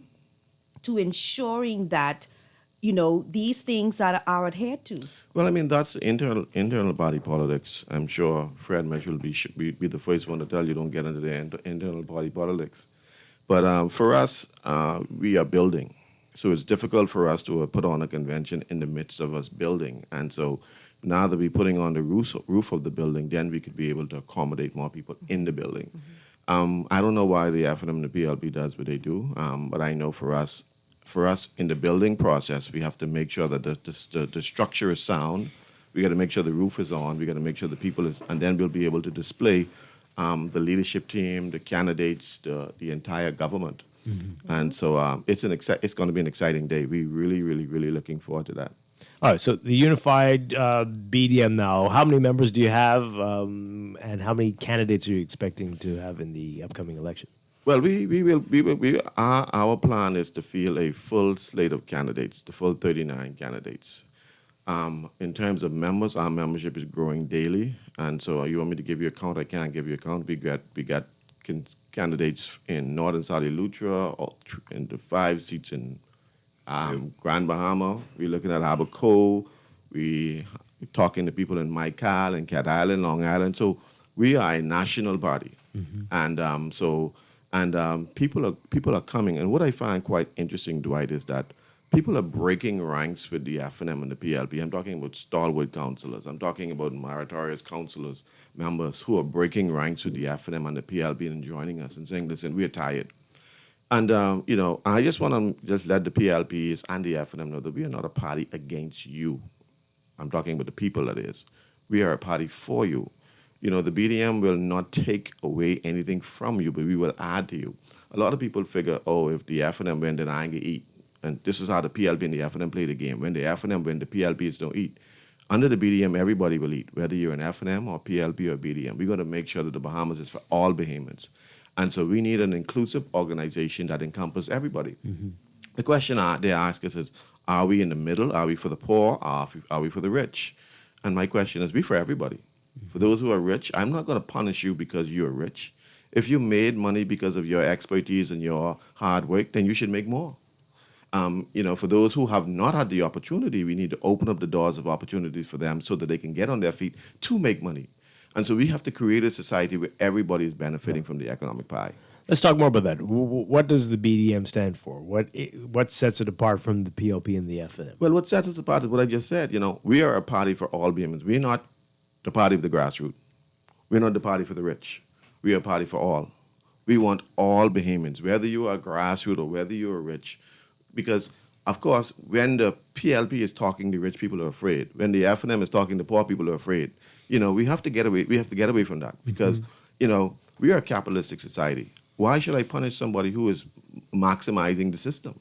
If you are developing and making money, whether you made 100 million or 100 billion, my job is to make sure that you can make an extra 100 billion. Mm-hmm. If you are not making money, then my job is to make sure that we can open up the doors, put you on your feet so that you can make money, so that everybody can benefit from the economic pie. Yeah. And so for us, though, our policy is we have a strategic policy of regional domination. We want to be able to put Bahamian businesses in the region to be able to dominate, to be able to plant them in Jamaica and St. Lucia and St. Kitts, so that even though this market you may be able to max out this market, there are other markets that you can yield resources from. And so for us, we be able to position Bahamian business throughout the region to be able to benefit from the region as well. Yeah. Over the last about 10 to 15 years, I've seen it with both parties. It appears as if their economic philosophy is to borrow more, spend more, and tax more. And I think that's why we have this low growth environment, because it's not so bad just spending more. It's what we spend on that's not yielding the economic growth. What is your philosophy? And do you think this is something that can continue? And if not, what philosophy will you bring to the economics of this country? Well, Pam, their fiscal policy is unsustainable.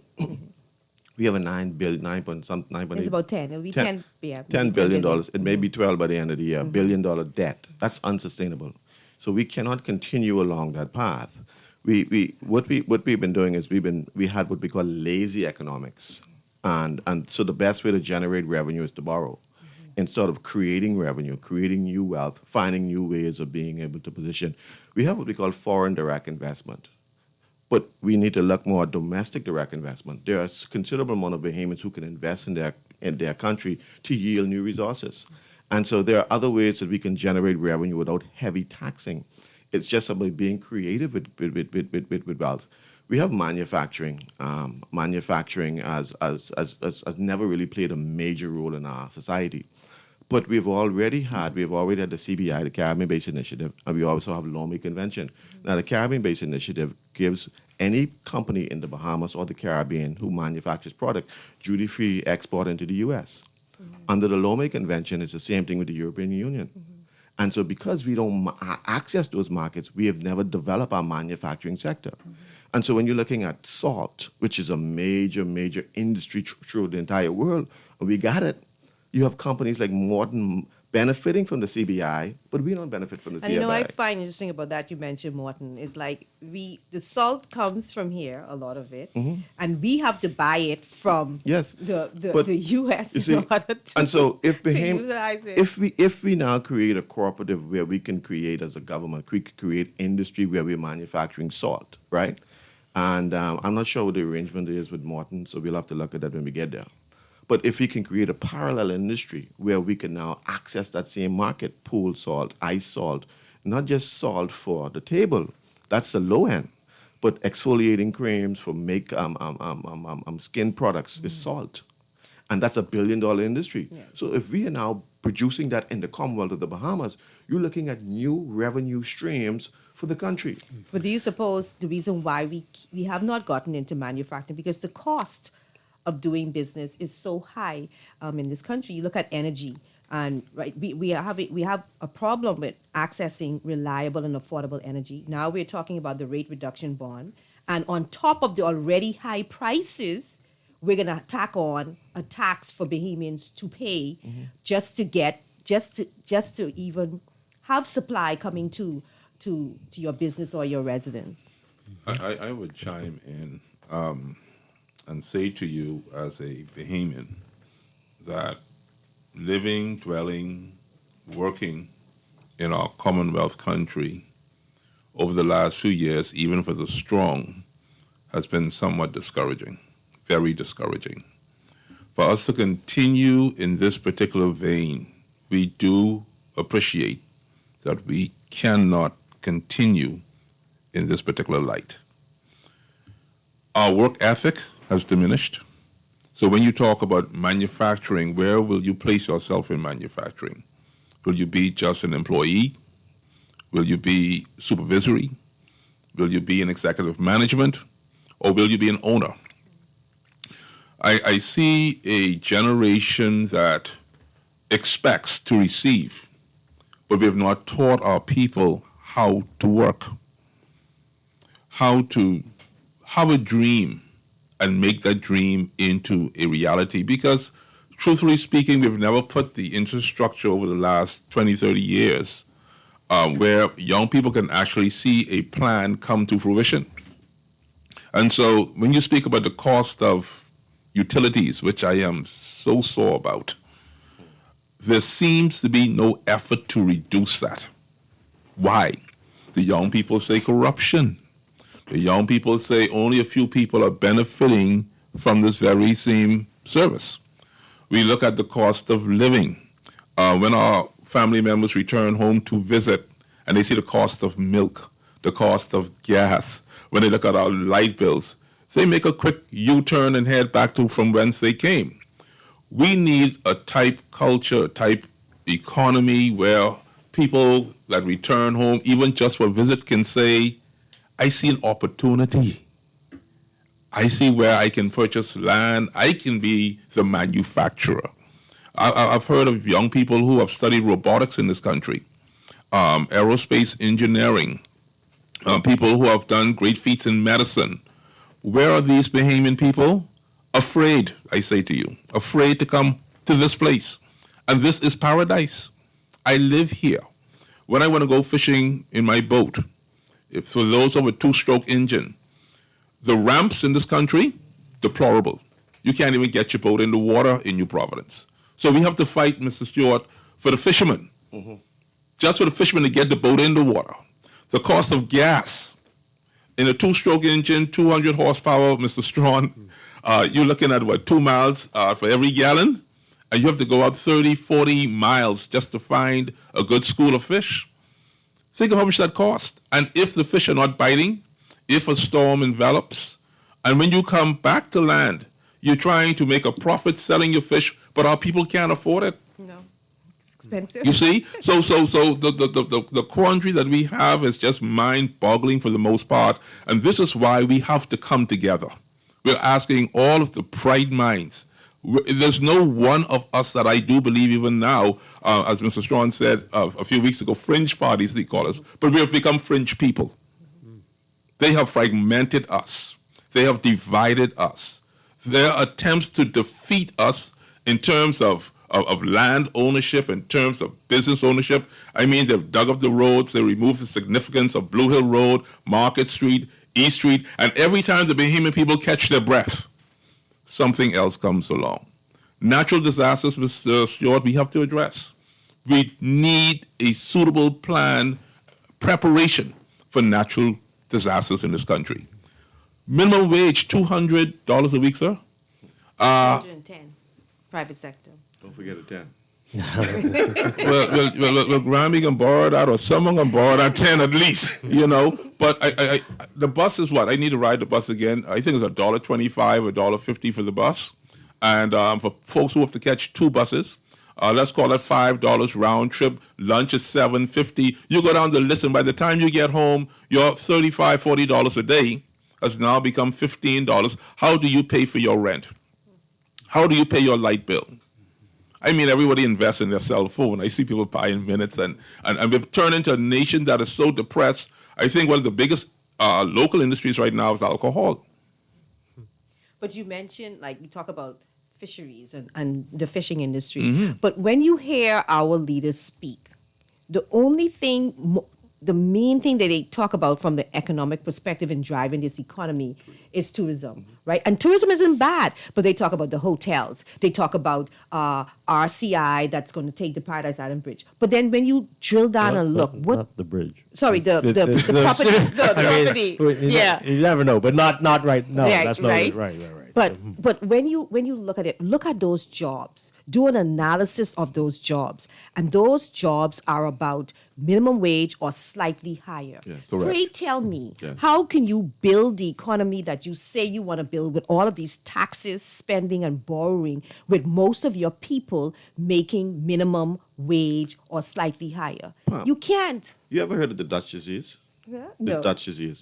Well, in the early 70s, when Holland discovered oil, what they did was they took all of the oil revenue and dumped it into the economy, directly into the economy.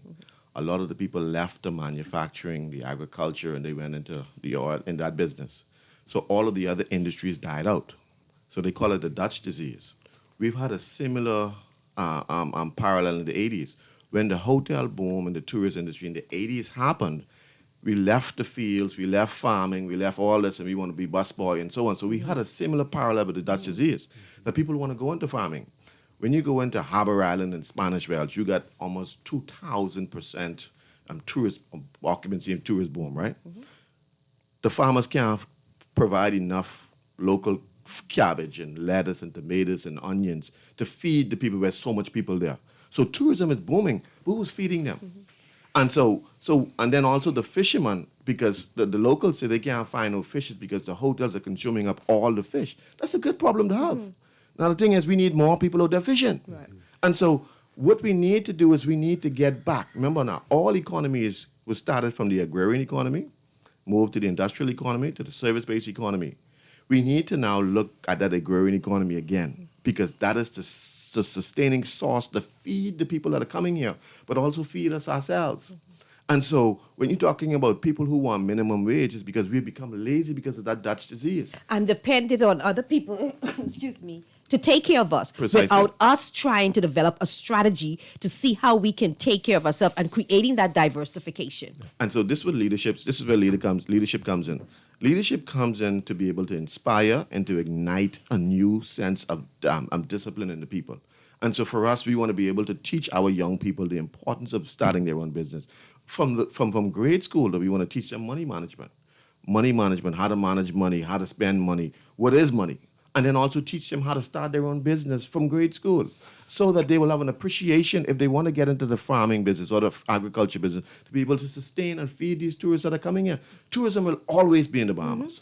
The question is, how do we maximize our efforts from them? All right, we got to take a break. When we come back, we want to talk about, let's get real about this. I mean, how realistic you are with your chances and what you're hoping to realistically accomplish.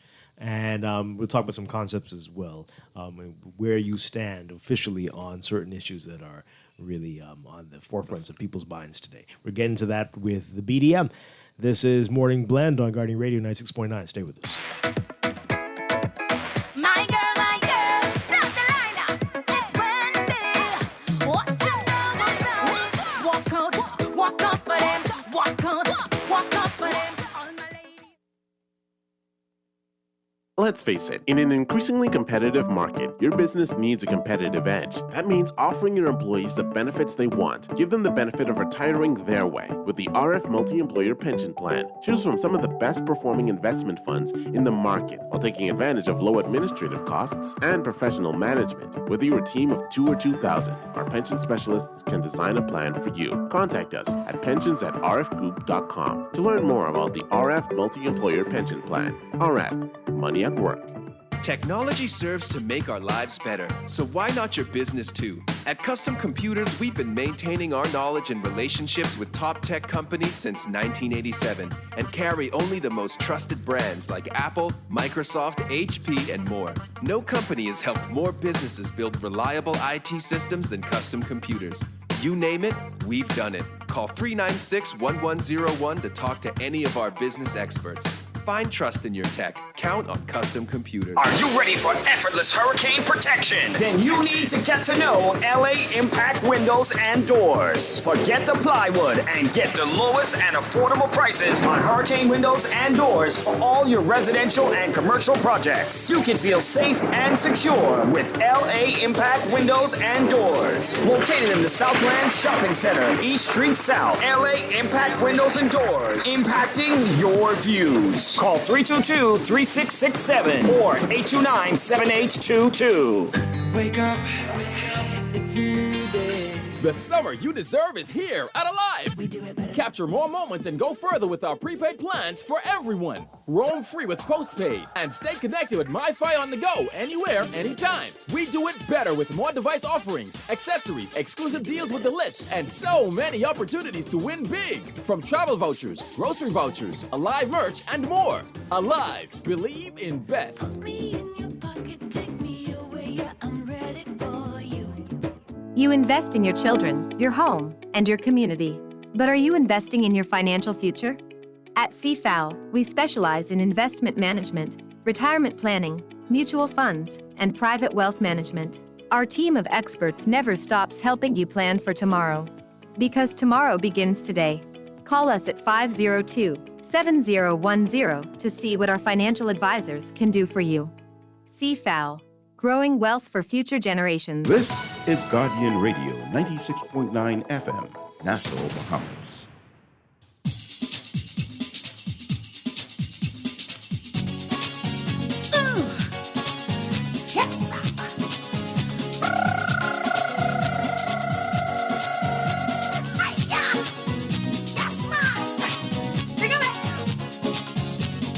Somewhere near Baytown, just past the grove. Walk across McCullough corner, never no store. There the people jumping and carrying on slack in the place they call the Sugar Shack.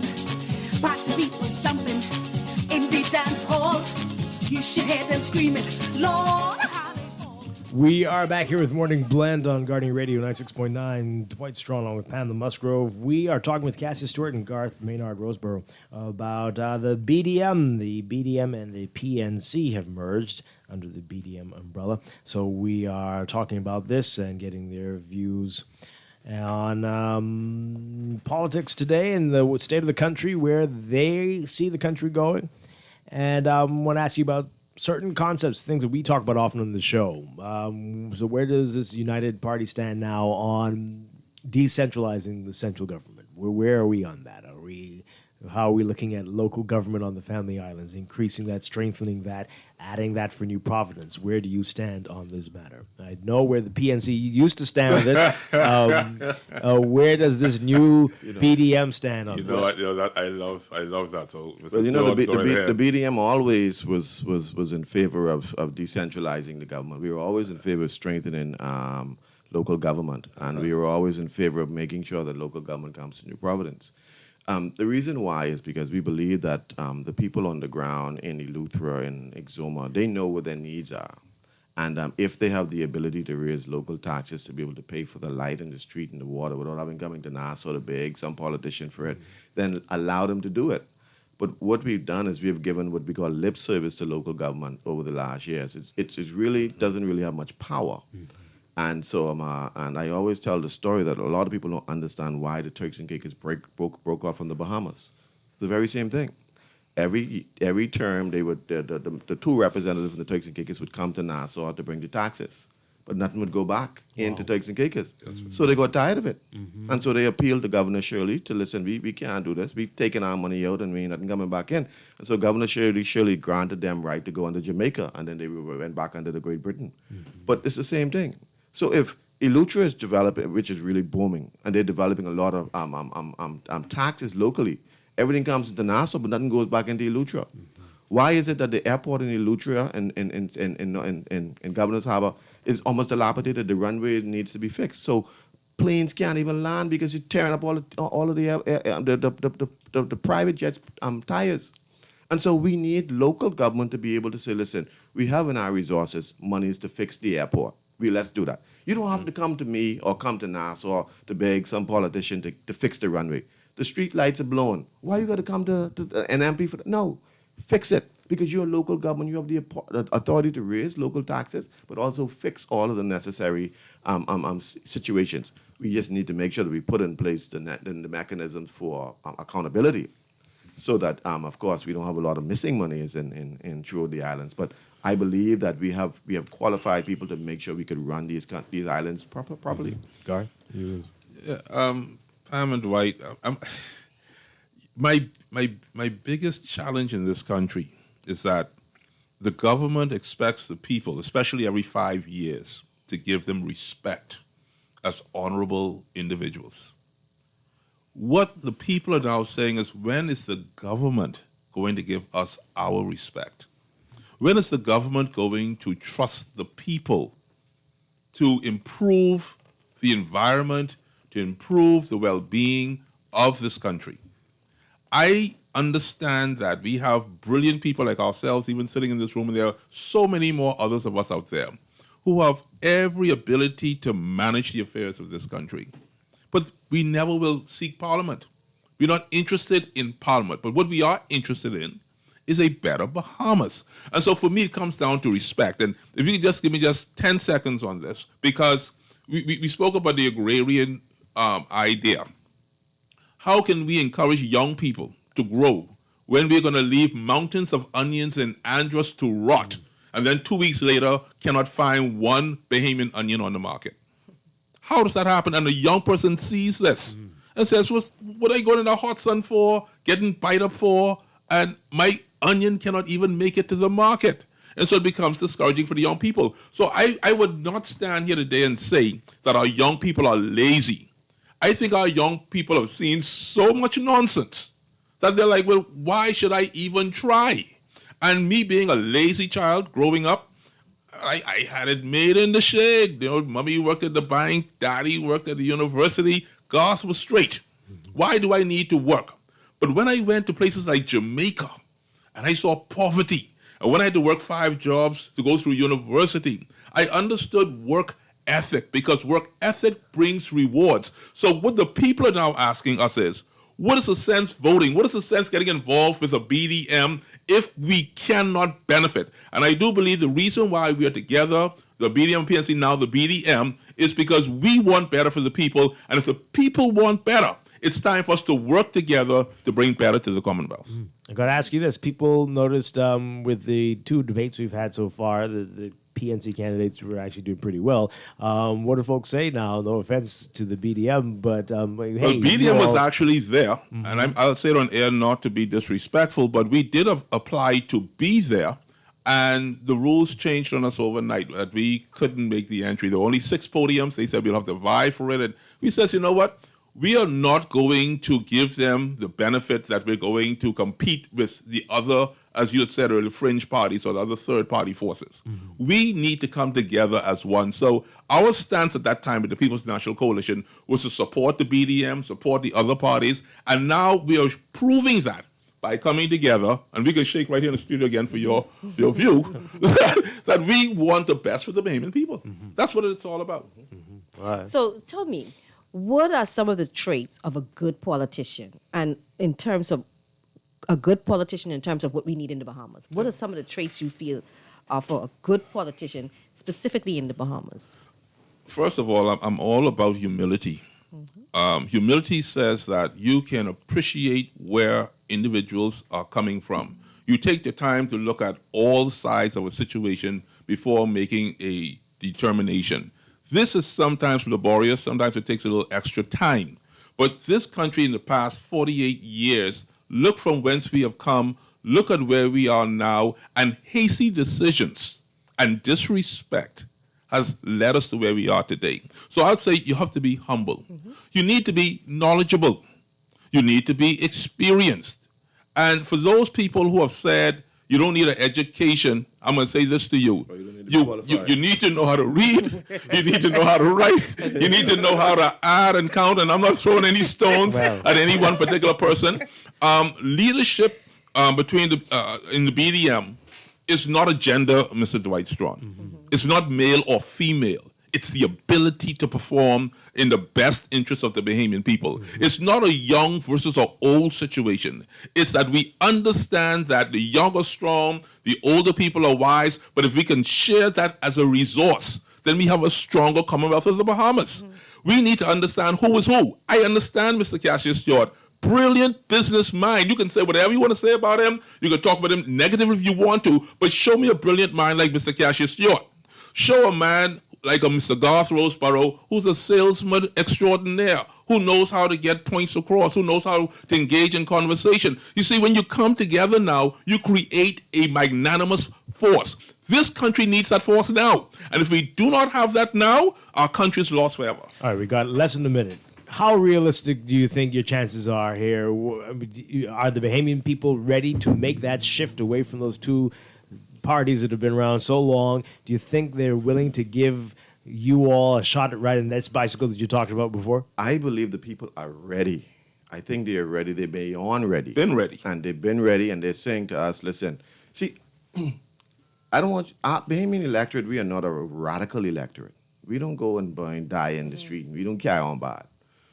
You get us angry, it's a quiet revolution. Very But quiet. I think what the Bahamian people are looking for is that aha moment. They want to see that team where they say, that's it. And this is what we're trying to assemble. From we began, we talk about the best minds. We want to know that when they transfer power from them to us, that the country is secure. Palm needs to know that we have the capacity to be able to manage the affairs of the country. That's the only way you will have an intellectual like Palm support us or you support us, because you know that, listen, I know those guys, they got it. And so the Bahamian people, they are also looking for that. Are these people qualified, capable of handling the affairs of the country? And for me, that's what I look for. And some of the people out there who run and say they don't run, you don't have to be qualified to run. No, you can't run no country just because you won't run. You got to be qualified. And this is what the Bahamian people are looking for, and that's what we're presenting. Qualified, strong, intelligent leaders across the board. Are you talking to any other parties? Maybe that DNA party? Listen, any the DNA, discussions the with DNA them? has some bright minds in it, and our doors are open to them. Tell them, let's go, Cassius. Let's go. They have some bright minds, and listen, we're telling them, listen, let's go, man. We got to fix this country. So all of the brightest minds, we are here. We waiting on y'all. All of y'all who are saying you want to run independent, you feel passionate about this country, you sitting in your couch right now listening to us, you passionate, join us. Because this is where the revolution is. We are going to transform this country into the best country in the region, where we will say we are number one in everything. That's what we believe. We want to make sure in healthcare that no other nation in the region could say they're better than the Bahamas. In education, no other country say they're better than the Bahamas. In agriculture, no other country say they're better than the Bahamas. Across the board, the Bahamas is number one. That's what we believe. We got 20 seconds, but this text, I have to read this to you. If someone says, y'all sound nice and humble right now, but wait till you get sworn in the government house and then we'll see the change. That's what we've seen in the past. How can we be assured that the BDM is going to be different from that? For me, I don't have to do this. I don't do this for fame, for money, for glory. I do this for one reason, to secure the future of the next generation of Bahamians. I will close my eye for the last time, one time in my life. When I do, I want to know that I left an indelible impression on Bahamians, that I've lifted up Bahamians. I ain't interested in nothing government can give me. Well, Dwight, today I am 52. Today is my birthday. Oh, yes. Happy birthday, God. Happy birthday, God. Happy birthday. I went to bed 2 o'clock this morning, and I'll tell Mrs. Stewart, I said, Mrs. Stewart, work tomorrow? No, sir. He said, Garth, we have to visit Dwight Strachan show tomorrow. I said, humbly I submit, sir. So I once again, humility, strength, we have to do this together. We have to hold each other to the fire. We have to lessen corruption, and we have to let the world know that this is the place where God dwells. I definitely think we need something different. Definitely. We definitely need something different. What that is, I don't know, but we definitely Well, need we got something you, different. so we're ready to go. All right. Well, hey, congratulations again. Happy birthday, Garth. But congratulations on this merger, and we expect to hear more from you all very soon. Cassie Stewart and Garth Maynard Roseborough, thank you. 52 for the number players. I don't play numbers, but 52. You got to add a prefix in front of that now. Oh, my You get a box. Well, you two numbers, yeah, box. 0 or 9. All right. We're going to take a break and be back with Morning Blend Business. Stay with us. Travel less, but vacation more by indulging yourself and your family with the ultimate staycation getaway at Atlantis. Sleep in, relax, play, go out. Say yes to a fantastic staycation in your very own paradise just over the bridge. For reservations, call 363-6483 or visit Atlantis Local on Facebook for details. RBC has been growing with the Bahamas for over 110 years with new ways to bank better. We are committed to deepening our relationship with existing clients and forging new ones in the future with new products and services and investment in the community, youth, and education initiatives. We are here to help you grow. We're here to help you flourish. We're RBC. RBC Royal Bank. Banking reimagined. It's so summer with Esso, and that's why we're giving away thousands of dollars in fuel, food, and other fun prizes every week. Simply fuel up at $25 or more. Enter using your receipt, and you could be a winner this summer with Esso. Terms and conditions apply. Visit bettergasmileage.com/its-so-summer or our Facebook page for details. Promotion ends August 29th, 2021. It's fun! Food, fuel, and other great prizes every week. The Esso brand is a trademark of ExxonMobil Corporation and is used under license. Wake up, it's a new day. This is Guardian Radio 96.9 FM, Nassau, Bahamas. Guardian Radio 96.9 FM. Fresh news, smart talk, all day. The views and opinions of the host and guests are their own and do not necessarily reflect the position of the management and staff of Guardian Network. Wake up, it's a new day. Wake up, it's a new day.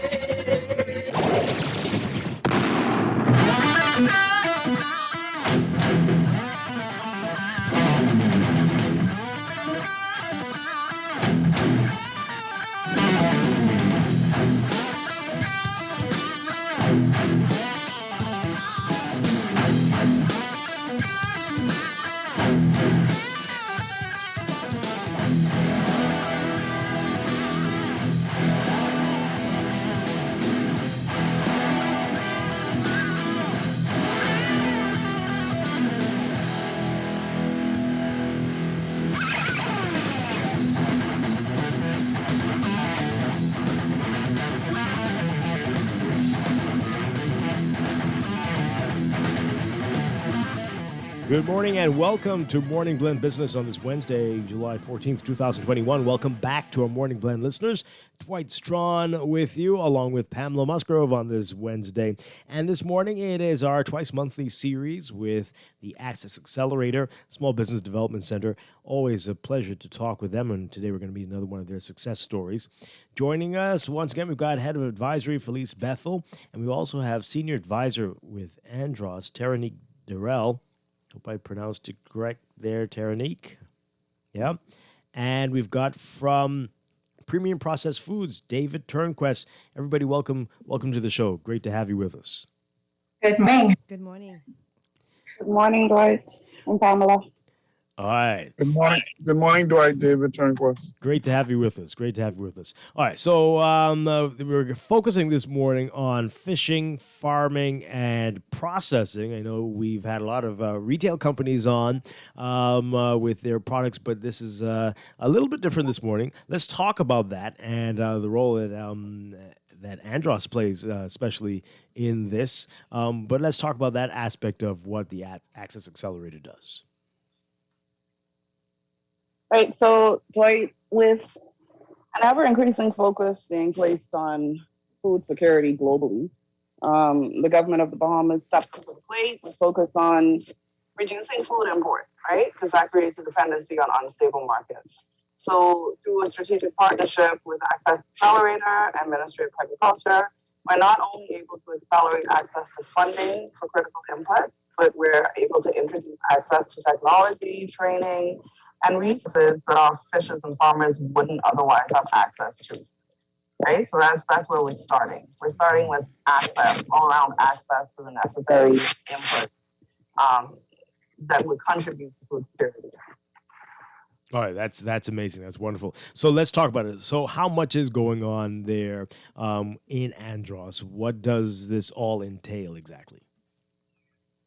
Well, historically, the programs executed in Andros had a few gaps. So, as we are in the business of filling those gaps, initially we engage the community at large, right? So we have to listen, we have to learn, and then we execute with an end game to empower fishers and farmers to engage in economic stimulus, right? So once all of the research was done, all the papers were read, and we were ready to start developing a program, we then had to start with other information, right? So Andros has the largest bank of arable land in the Bahamas. So naturally, Andros would be the choice to start any movement toward food security. Once the program was written, you know, we put things on paper, and then when they come to life, they take some turns and take a tangent here and there. But our basic sort of components would be business development and advisory, training with access to technology, targeted increased production, because we don't want an increase in production that can't meet market. Supply chain management, value add, which would be processing, like you spoke about, access to the critical inputs, market access, and then monitoring and evaluation. So with those components, we believe that we can impact in a sustainable way the way we feed ourselves.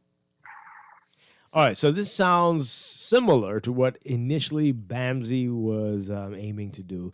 I know that's changed a bit, but tell us about that. How, is there overlap? Do you work with BAMSI? How is this different?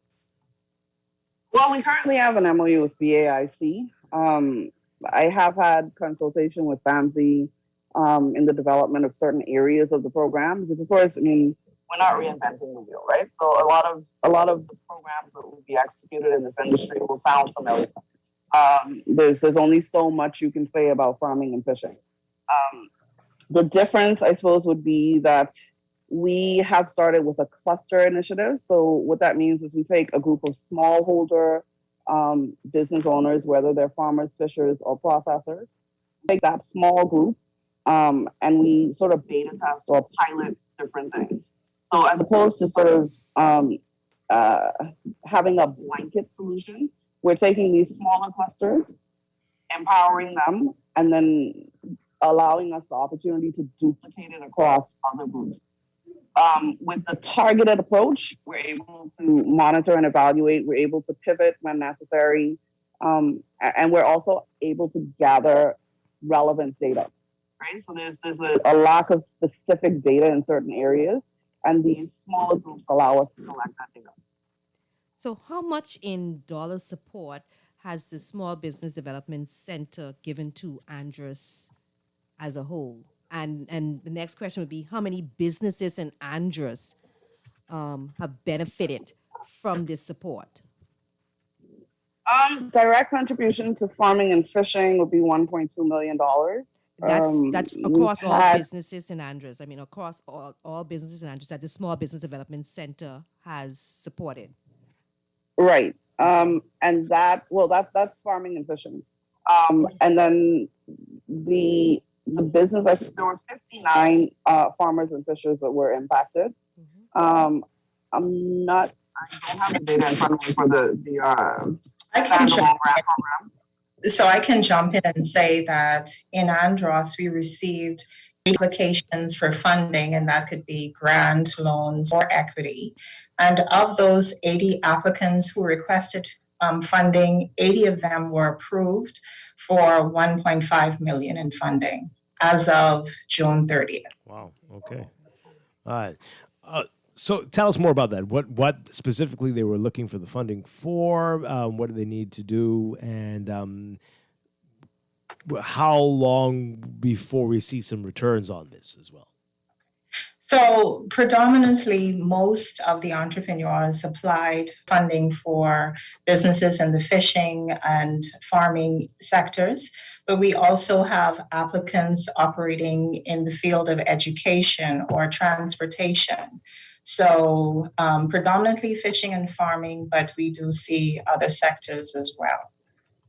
And even a boutique hotel or a wholesale retailer, a healthcare provider, landscaping. So it's a wide mixture, but concentrated in those two areas, fishing and farming. Okay, so do you follow the business in terms of their level of profitability, where they're breaking even, they're losing money, they are succeeding, and also in terms of the number of employees that are working with them and have benefited from the support from the Small Business Development Center? So once a client has been funded through Access Accelerator, they are assigned a post-funding advisor. And that advisor with the business plan that was developed in the pre-funding stage in order to understand what the monthly sales targets were, and then to track that entrepreneur's progress to ensure that targeted sales are actually being achieved. And we also track the number of employees that they currently maintain from month to month. And we look at other things. So for instance, if an entrepreneur started off with one outlet, then we'll see in month 2 or month 3, they now have 2 outlets. So there are a number of things that we track in our post-funding department. Are you able to give us some of the data on that for Andros? I don't have the data specifically for Andros already compiled and ready on the show, but it can be provided at another time. So is there an overall goal for the fishing and farming project for Andros with Access Accelerator? Beyond helping these companies, do you have certain criteria to meet, timelines to meet? What is the overarching purpose here? So Tara, okay, good. Right. Sorry, I think so. With food security in mind, right, and it always sort of being this floating concept, and with programs being developed, they're executed, they potentially fail or they die off. I think our overarching goal would be to develop and to encourage sustainability, right? So Access Accelerator is in the business of empowering SMEs. The initial phases would be, advisory and development, training, consultation, monitoring, evaluation. We want to make sure that these businesses can, or these fishers, farmers, and any other business that we impact can sustain their growth and development. So we're not looking for a short-term fix there. We're not looking to execute a program, walk away, and hope that it works. We have the potential to feed the Caribbean from Andros. That potential isn't being capitalized on, right? I mean, we have the land, we have the experience. At this point, we're seriously concentrating on the technology and the training. And like I mean, sustainability is the word of the day, because we don't want to see things just sort of die off. Wow, that is very powerful, Terry. You might need to say that again. The potential to feed the Caribbean from Andros. Yeah. That is really something else. All right, so it's bigger than Andros, right? Yeah. Yeah. And Dwight, can I jump in a little bit?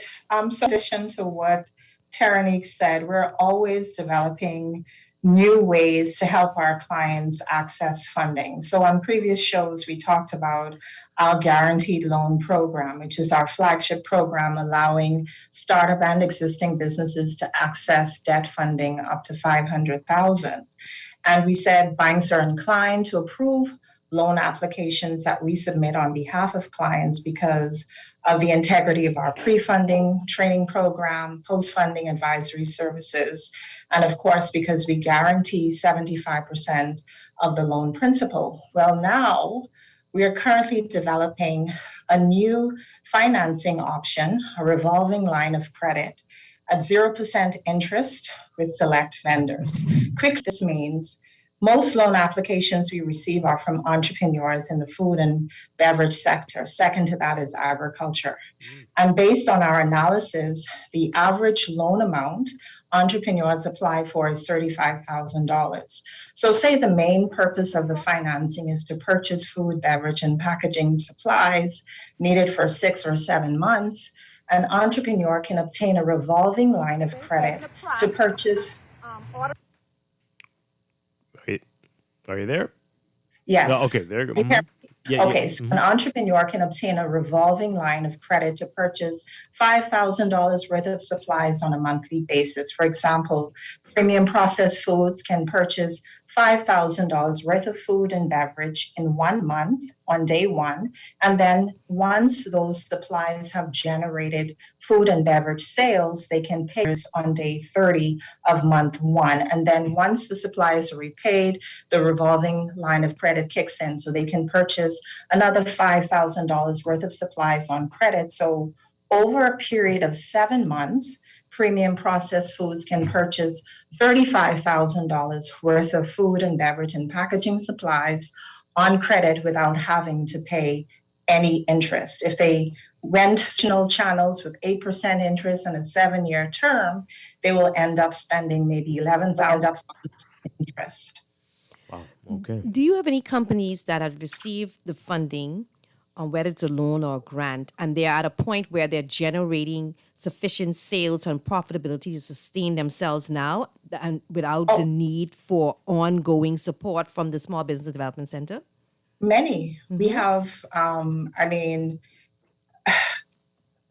for instance, in the food and beverage sector, we have, I don't, necessarily want to call companies names, but we have multiple businesses, and that's the whole idea. When we offer funding options, it's just to get you started.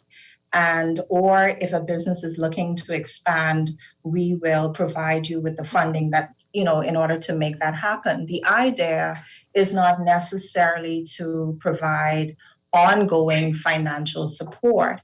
The support that we provide for 3 years is simply, advisory services where we have weekly meetings either in person or we go to the place of business and we observe the client's operations, offer suggestions on how processes can be automated, streamlined, and things like that. So the reason we came up with a revolving line of credit is not to create a dependency, but more or less offer an alternative, because over 7 years, you would have paid $11,000 in interest, plus, for some entrepreneurs who imported their supplies, there's customs, there's stamp duty, there's shipping fees. We're offering you an opportunity to shop at home and pay 0% interest.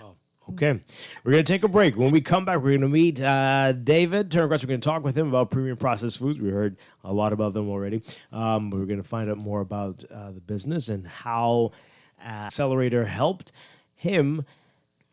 That's when we get back. This is Morning Blend Business on Guardian Radio 96.9. Stay with us.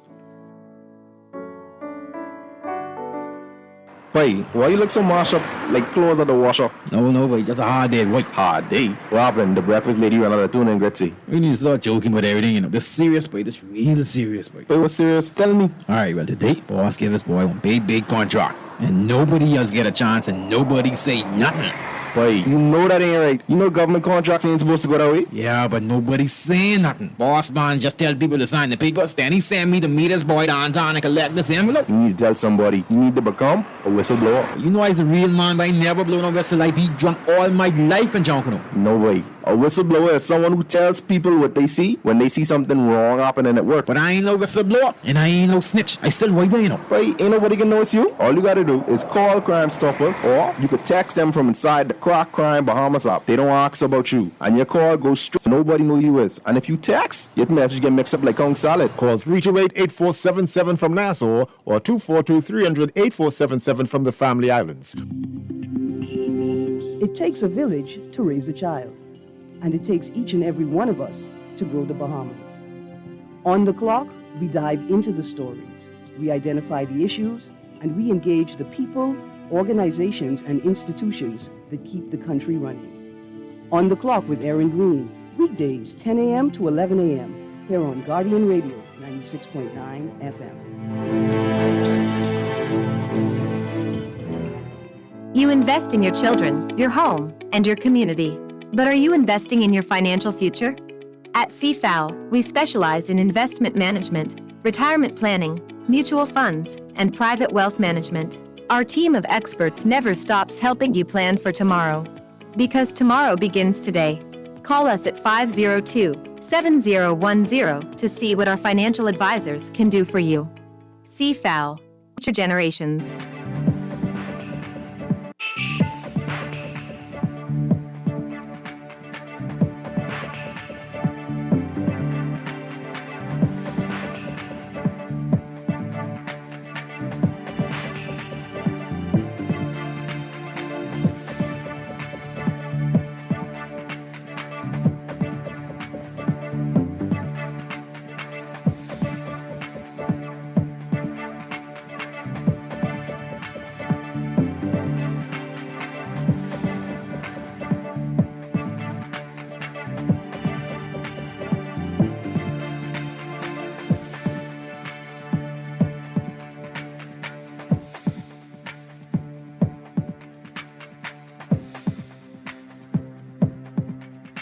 It's time for your morning business report. The government's recently released annual borrowing plan, while useful, does not lay out a strategy for reducing the country's nearly $10 billion national debt. That's according to leading financial expert CEO Bo, saying the most telling part of the plan showed that the government is using the majority of the $1.85 billion it hopes to borrow this fiscal year to refinance $899.7 million in maturing debt securities and loans, as opposed to paying them off.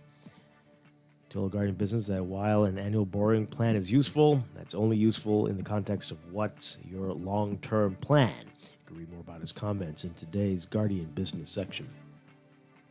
Chairman of the National Tripartite Council, Robert Farquharson, says that the law couldn't be more clear on the matter of employers requiring employees to pay for their own COVID-19 tests instead of getting vaccinated.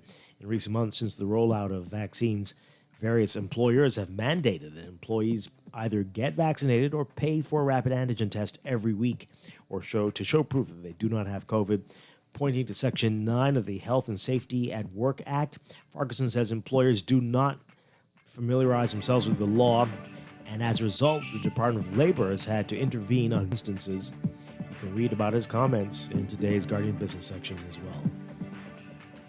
Deputy Prime Minister and Minister of Public Works Desmond Bannister says that the new amendments to the electricity rate reduction bond bill, which will be presented to Parliament when it reconvenes, should result in BPL getting lower interest rates on the financing related to the rate reduction bond. The power company is hoping to place $535 million on the capital markets before the end of the year, but is awaiting parliamentary approval on amendments to the bill that would legitimize the rate reduction bond. And the Bahamas is one of only several small island developing states that saw increased inflows in foreign direct investment during 2020, when flows plunged globally by 35% because of the economic crisis caused by the COVID-19 pandemic. According to the United Nations Commission on Trade and Development annual World Investment Report 2021, released last month, FDI inflows to small island development states fell by 40% to $2.6 billion. However, for the Bahamas, along with Barbados, Comoros, Grenada and the Marshall Islands, Palau, Samoa, and Sao Tome and Principe, there was an increase despite the strains on the pandemic. Overseas inflation at the wholesale level, jumping 1% in June, pushing price gains over the past 12 months up by a record 7.3%. The U.S. Labor Department reporting today that the June increase in its Producer Price Index, which measures inflation pressures before they reach consumers, followed a gain of 0.8% in May and was the largest one-month increase since a 1.2% rise in January. For the 12 months ending in June, wholesale prices are up 7.3%, the largest 12-month increase since the government began wholesale prices in 2010. The news on wholesale prices followed a report Tuesday that consumer prices increased in June by 0.9% and were up 5.4% over the 12 months. The past 12 months, the biggest 12-month gain in 13 years. And the European Union today unveiling sweeping help meet its pledge to cut emissions of the gases that cause global warming by 55% over this decade, including a controversial plan to tax foreign companies for the pollution they cause. The proposals by the European Commission, which is the EU's executive branch, will cover everything from tougher caps on car pollution to new national limits on gases from buildings. We'll see a revamp of the bloc's emissions trading scheme, under which companies pay for the gases they send into the air. The new legislation will revolve around a dozen major proposals, most of them building on laws already in place to meet the EU's old goal of a 40% cut in gas emissions by 2030 compared to 1990 levels, and must be endorsed by the 27 member countries and EU lawmakers. That's your morning business report brought to you by CFAL, growing wealth for futures.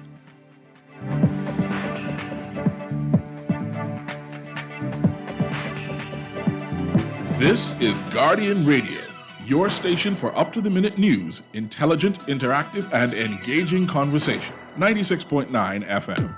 Welcome to Taste Buzz, the place for foodies.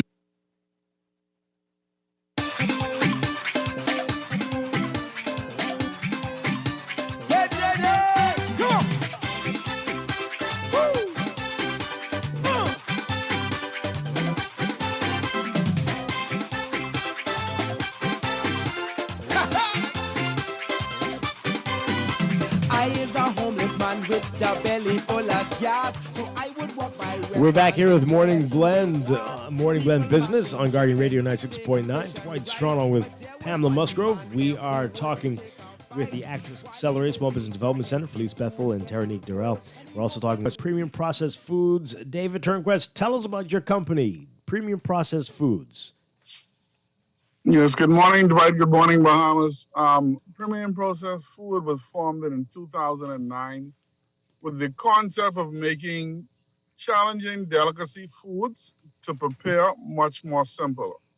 So the concept is designed to make cost effective and consumer friendly. We have taken the sheep tongue product, which is a Bahamian delicacy in the Bahamas, sheep tongue being sold 3 to 1 over any other sauce, especially for cookouts at restaurants, and then also, I guess, when people take it at home outside of the cost. Really, David? 3 to 1? Yeah. Yeah? No, yeah. Oh, wow. When, for cookouts and restaurants. Okay. The bulk of their sale is sheep tongue sauce when it comes to the sauce category. Wow. I'm shocked.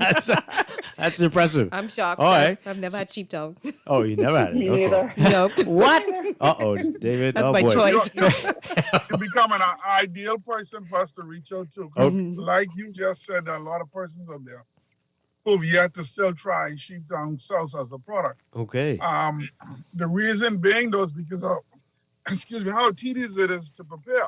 Mm-hmm. Nobody likes boiling, pre-boiling, and peeling skinning the product. It's a lot of work. The cleaning it process of preparing it is what we take care of. Yeah. We make it more simple and more easy to prepare. I've heard about you all, so this is definitely a thing. So how has business been? Business has been challenging and yet still sustaining because of the SPDC, I could say, taking into consideration with the Hurricane Dorian, and then the COVID came after that. So one of my major clients is the Abaco markets. right? Major stores over there. I wouldn't really call the store's name, but they have been a sustainer of the product being purchased on a regular basis, month to month, as well as the other local stores here in Nassau. Yeah. So how are Hurricane, sales? go ahead. How are your sales? Sales are pretty good considering.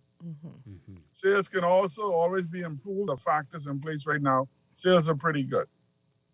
But All you're right, saying you did notice a downturn since Dorian and then the pandemic. You have noticed a decline? Significant decline. Wow. Significant decline. It's starting to pick back up gradually because, like I said, as of Dorian, Abaco is now being revamped and coming around. And also the consumers here, because remember now, with the COVID restrictions in place, most businesses who would purchase or have sales through the night now have to close at 10 or 11 o'clock. So all of that is lost revenue in terms of sales for the businesses, as well then as extension to companies that supply them. Wow. Okay, so tell us why you decided to look at the Access Accelerator Small Business Development Center, and what that process was like for you. As mentioned earlier, in December of this year, we lost about $60,000 to $80,000 in revenue for 2020 as a result of the hurricane. My business was on the verge of actually closing when the SPDC became available and providing funding that would allow me to bridge that loss to access to meet some other operational needs. That has been the strong pivot point that helped Premium Processed Food to sustain and survive during the challenges. The product, I must commend the Bahamian public at large because the product has been accepted. There's still room because I think, considering the fact that our sales only represent about 35% of the market, so there's still room to grow in my area in terms of getting the product out there to homeowners.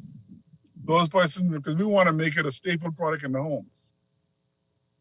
All right, a lot of persons, like the lady says, still haven't heard about Premium Processed Food and the fact that they can get sheep tongue without all the hassle and all the headache. So how is it?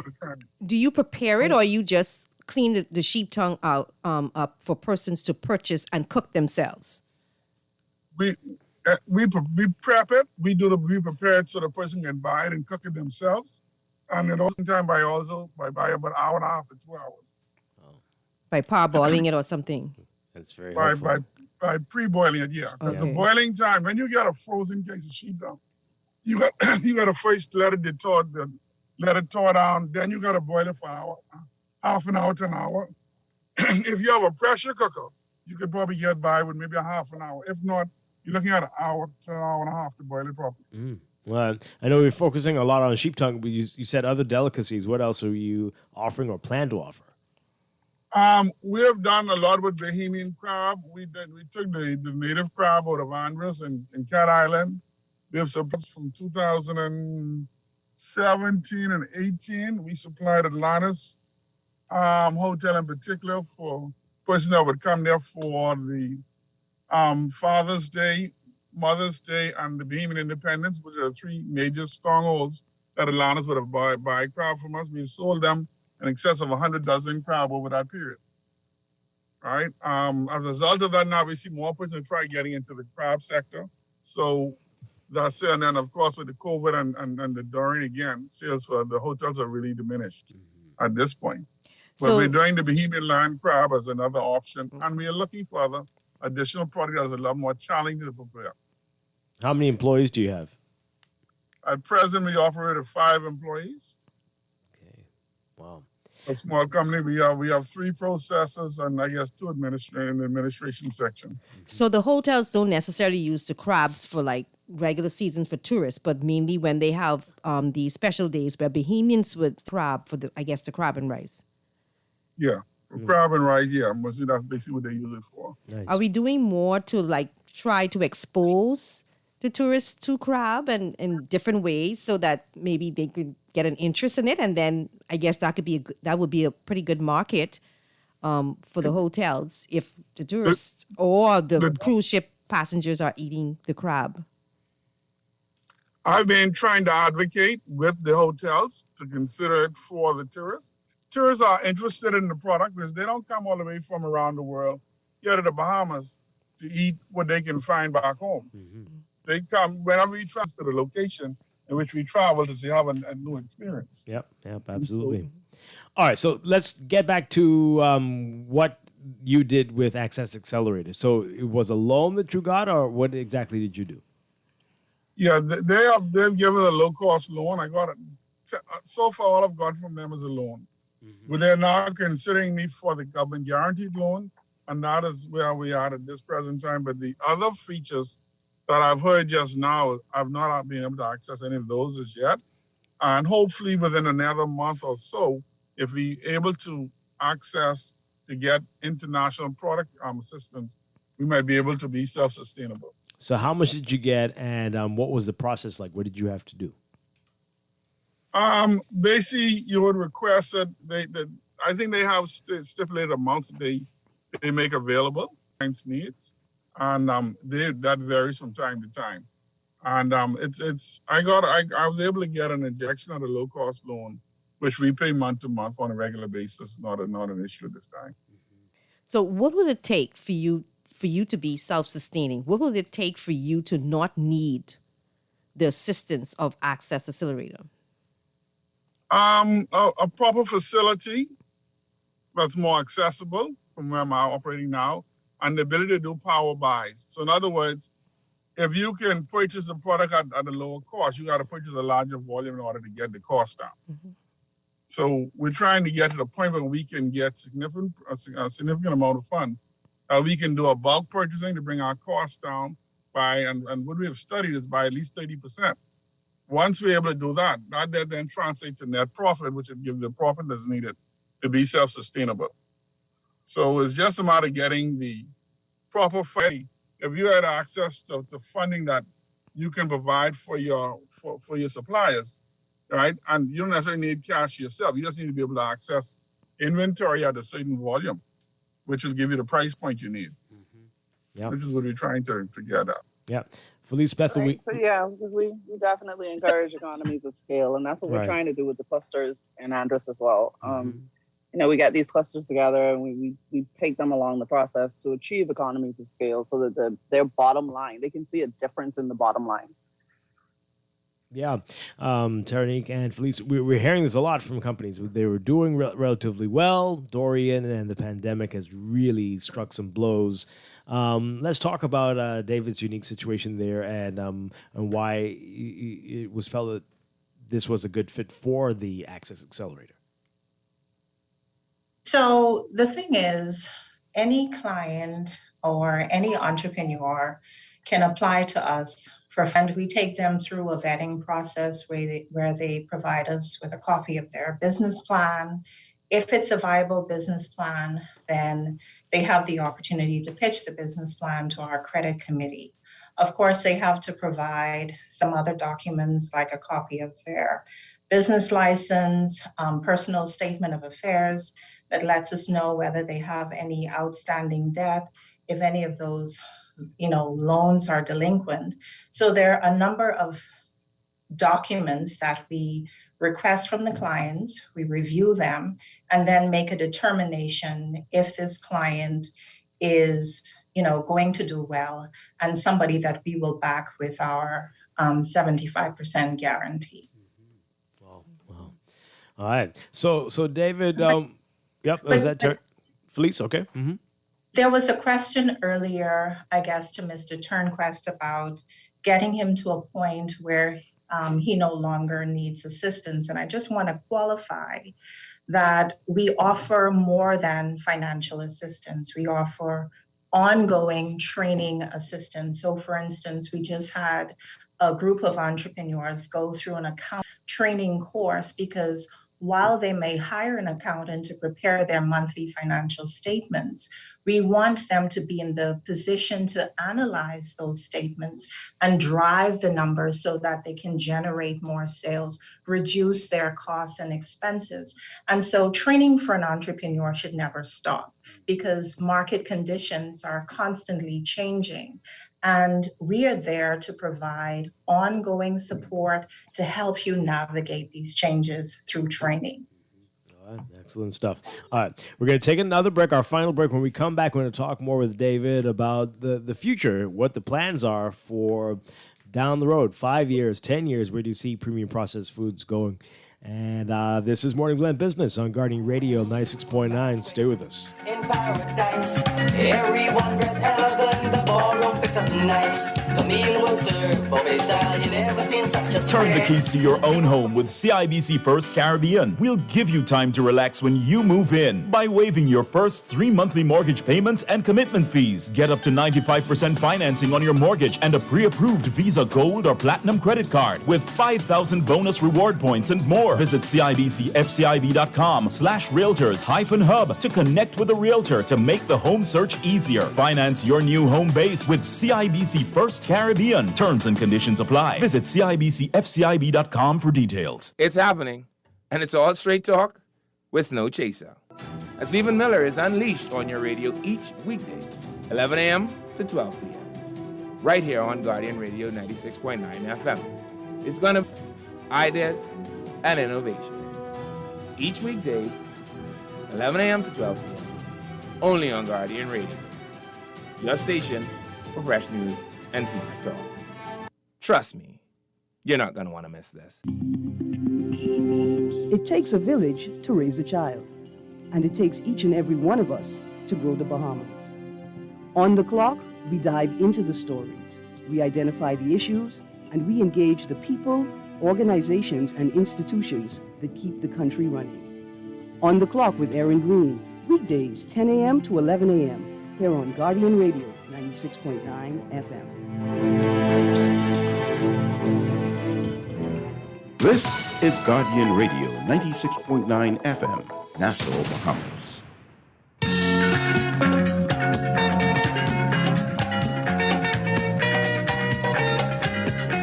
I went to a banquet in paradise.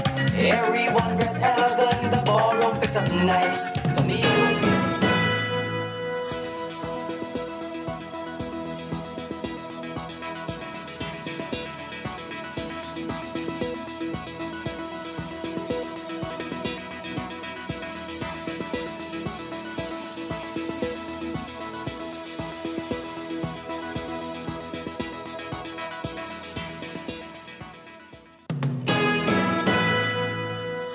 One quick final look at your weather for today. The northern extent of a tropical wave moving westwards across South Florida will trigger a few lingering showers and thunderstorms across portions of the northwest Bahamas as it continues to exit the area. Meanwhile, high pressure will progressively build in its wake through tonight. Boaters in the extreme northwest Bahamas should be alert for waterspouts, and beachgoers should be alert for rip currents along northern and eastern shorelines today. For all areas, look for variably cloudy, hot, and breezy conditions. A few passing showers and isolated thunderstorms, mainly in the extreme northwest Bahamas through tonight. High temperatures getting up to around 90 Fahrenheit, 32 Celsius. Overnight lows tonight getting down to 75 Fahrenheit, 24 Celsius. In your extended outlook, the surface ridge will continue to weaken across the country. Meanwhile, a mid to low-level trough accompanied by a plume of tropical moisture will spark some showers and thunderstorms across the islands through Friday. So for tomorrow, Thursday, variably cloudy, warm and humid. Scattered showers and isolated thunderstorms. Pretty much the same for Friday as well. That's your Morning Blend weather check. This is Guardian Radio 96 Bahamas.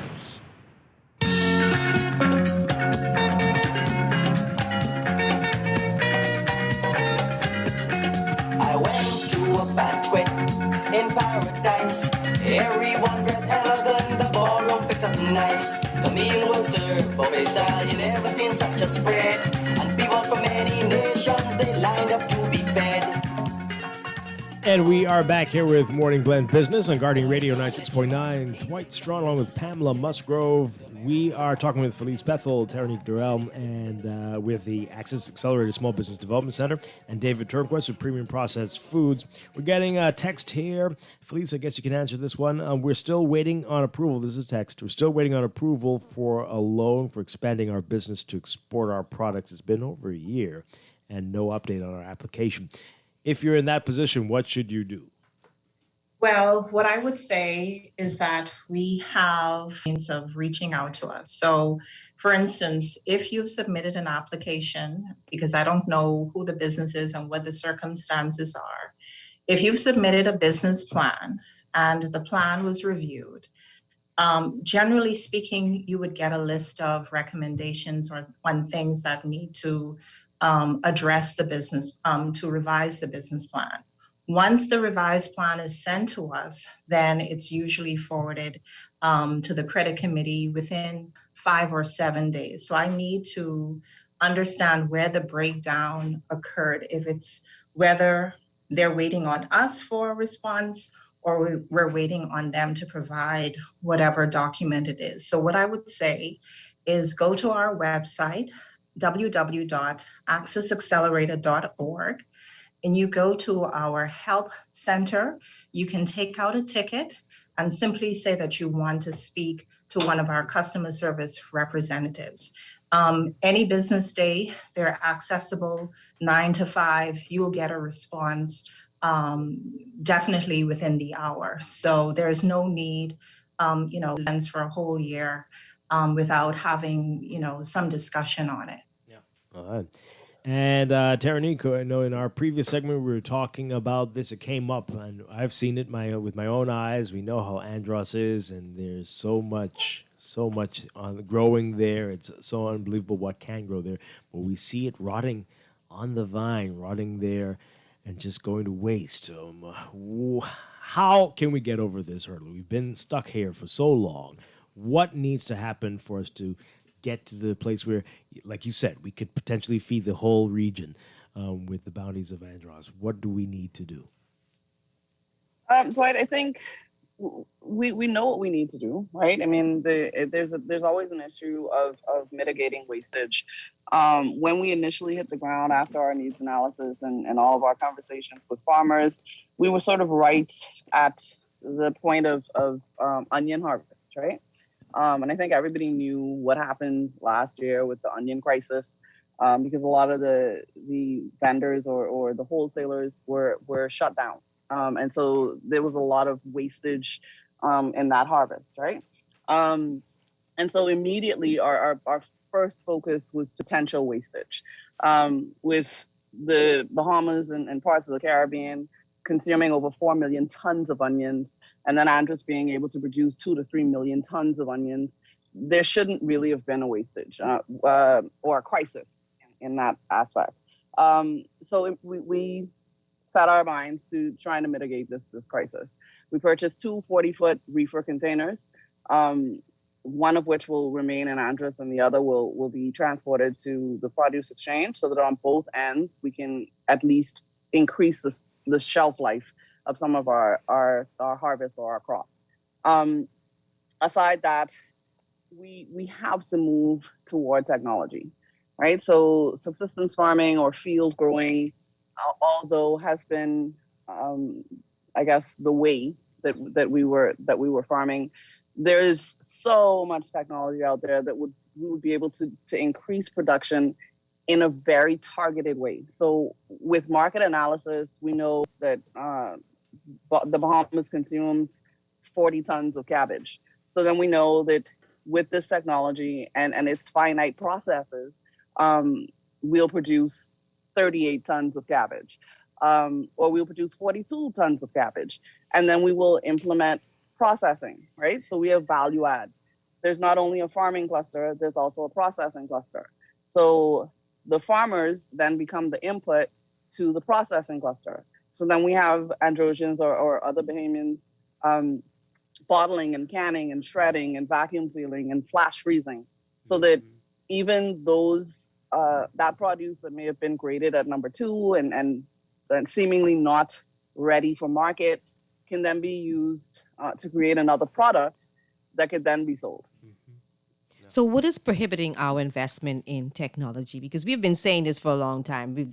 In the previous administration with BAMZ, that was the thought, to help to feed ourselves and invest in technology. Now, this administration is saying the same thing, using a different avenue to try to arrive at that. And I imagine when we have the election, if the administration changes, we're going to have something different. What is prohibiting our investment, improve the processes so that we'll be able to, at minimum, feed ourselves, particularly like you said, with onions and not having them rot and just go to waste? Well, Pamela, here's the thing. So administrations change. The citizenry does not, right? I wouldn't say that it's prohibitive. I would say that as citizens of the Bahamas that should be very concerned about feeding ourselves, we need to remain focused. I don't think the focus has ever shifted to the point where we don't know that this is an issue. So with Access Accelerator on the ground and our research and our accessing different avenues and different resources and partnerships and MOUs and all the like, we're just seeking to move forward. Yeah. So if we kind of, like I said, historically, there have been many programs in Andros, but it's not our focus to sit there, right? We can't get stuck in the mud. Our focus is to move forward with community, with not politically driven. It's not selfishly driven. It's an intrinsic motivation that we need to make this happen. Yeah. And so with speaking with a lot of farmers, we're on the same page now. So, and then there's an issue of sort of introducing technology and then not having the flip side of the coin, which would be training to actually use this technology. So we get things on the ground. It looks great. It works for a couple of months, but then, whoever brought it, they leave, and then we're stuck again. So with sort of placing focus on each area or each of the components in our program and tying all of that together in a neat little package, we ensure the sustainable use of technology. Yeah. Just dropping a computer in someone's lap is not going to make them access the internet, right? If they don't know how. So that's those two areas, training and technology, need to marry so that we can move forward in the process. All right. And finally, David, what do you see as the future? What's next? 5 years from now, what can we be expecting from Premium Processed Foods? Where do you hope to go? Just piggybacking off of what she just stated for the farming industry, and it'll be the same thing for Premium Processed Food. I am objective to become more efficient and more effective by having a proper plant established that we'll be able to put out more product on a consistent basis without compromising quality or consistency. The key thing then is also to be able to bring our costs in line in terms of making sure the product is accepted to the entire market. Mm-hmm. Right. That's actually the objective over the next 5 years, actually. And how can people reach you directly if they're interested? If maybe they have a big purchase they want to do, can they go to you directly instead of through supermarkets? Outlets? Sure. They can reach me at 636-0105 or Premium Processed Food, the corporate, which is 325-3341. And we are located on Arundel Street in Centerville. Are you on Facebook, Instagram, any of the social media sites? Sure. We are on Facebook, Premium Processed Foods. You can access us through that as well. All right. Wonderful stuff. David, great stuff that you're doing there. Thanks for educating us on the popularity of sheep tongue. We're going to get back. Shout out to the SPDC one more time. I really yes. appreciate them. Look forward to them working with me continually as we continue to grow the company as well. Absolutely. Definitely. We're going to head to get Pam some sheep tongue right now. No. But I encourage you to try the curry or the stir-fry sheep tongue. Oh, that's very really love that. Okay. All right. Sounds good. I already know it's an actual sheep tongue, so you can't get me to eat it. Sorry. But David, thank you very much. Good luck to you, Premium Processed Foods, and Felice Bethel and Teranique Durrell with SBDC Access Accelerator. Thank you so much. I really appreciate it. Talk to you again soon. Thank you. Thank you, Dwight. Thank you, Pamela. Take care. Pam, thanks so much. See you next week. Thank you, Dwight. Have a blessed week, Bahamas. I'll be back tomorrow morning with more Morning Blend and Morning Blend Business here on Guardian Radio 96.9. Dwight Strachan, have a great one. On the Clock with Aaron Green next.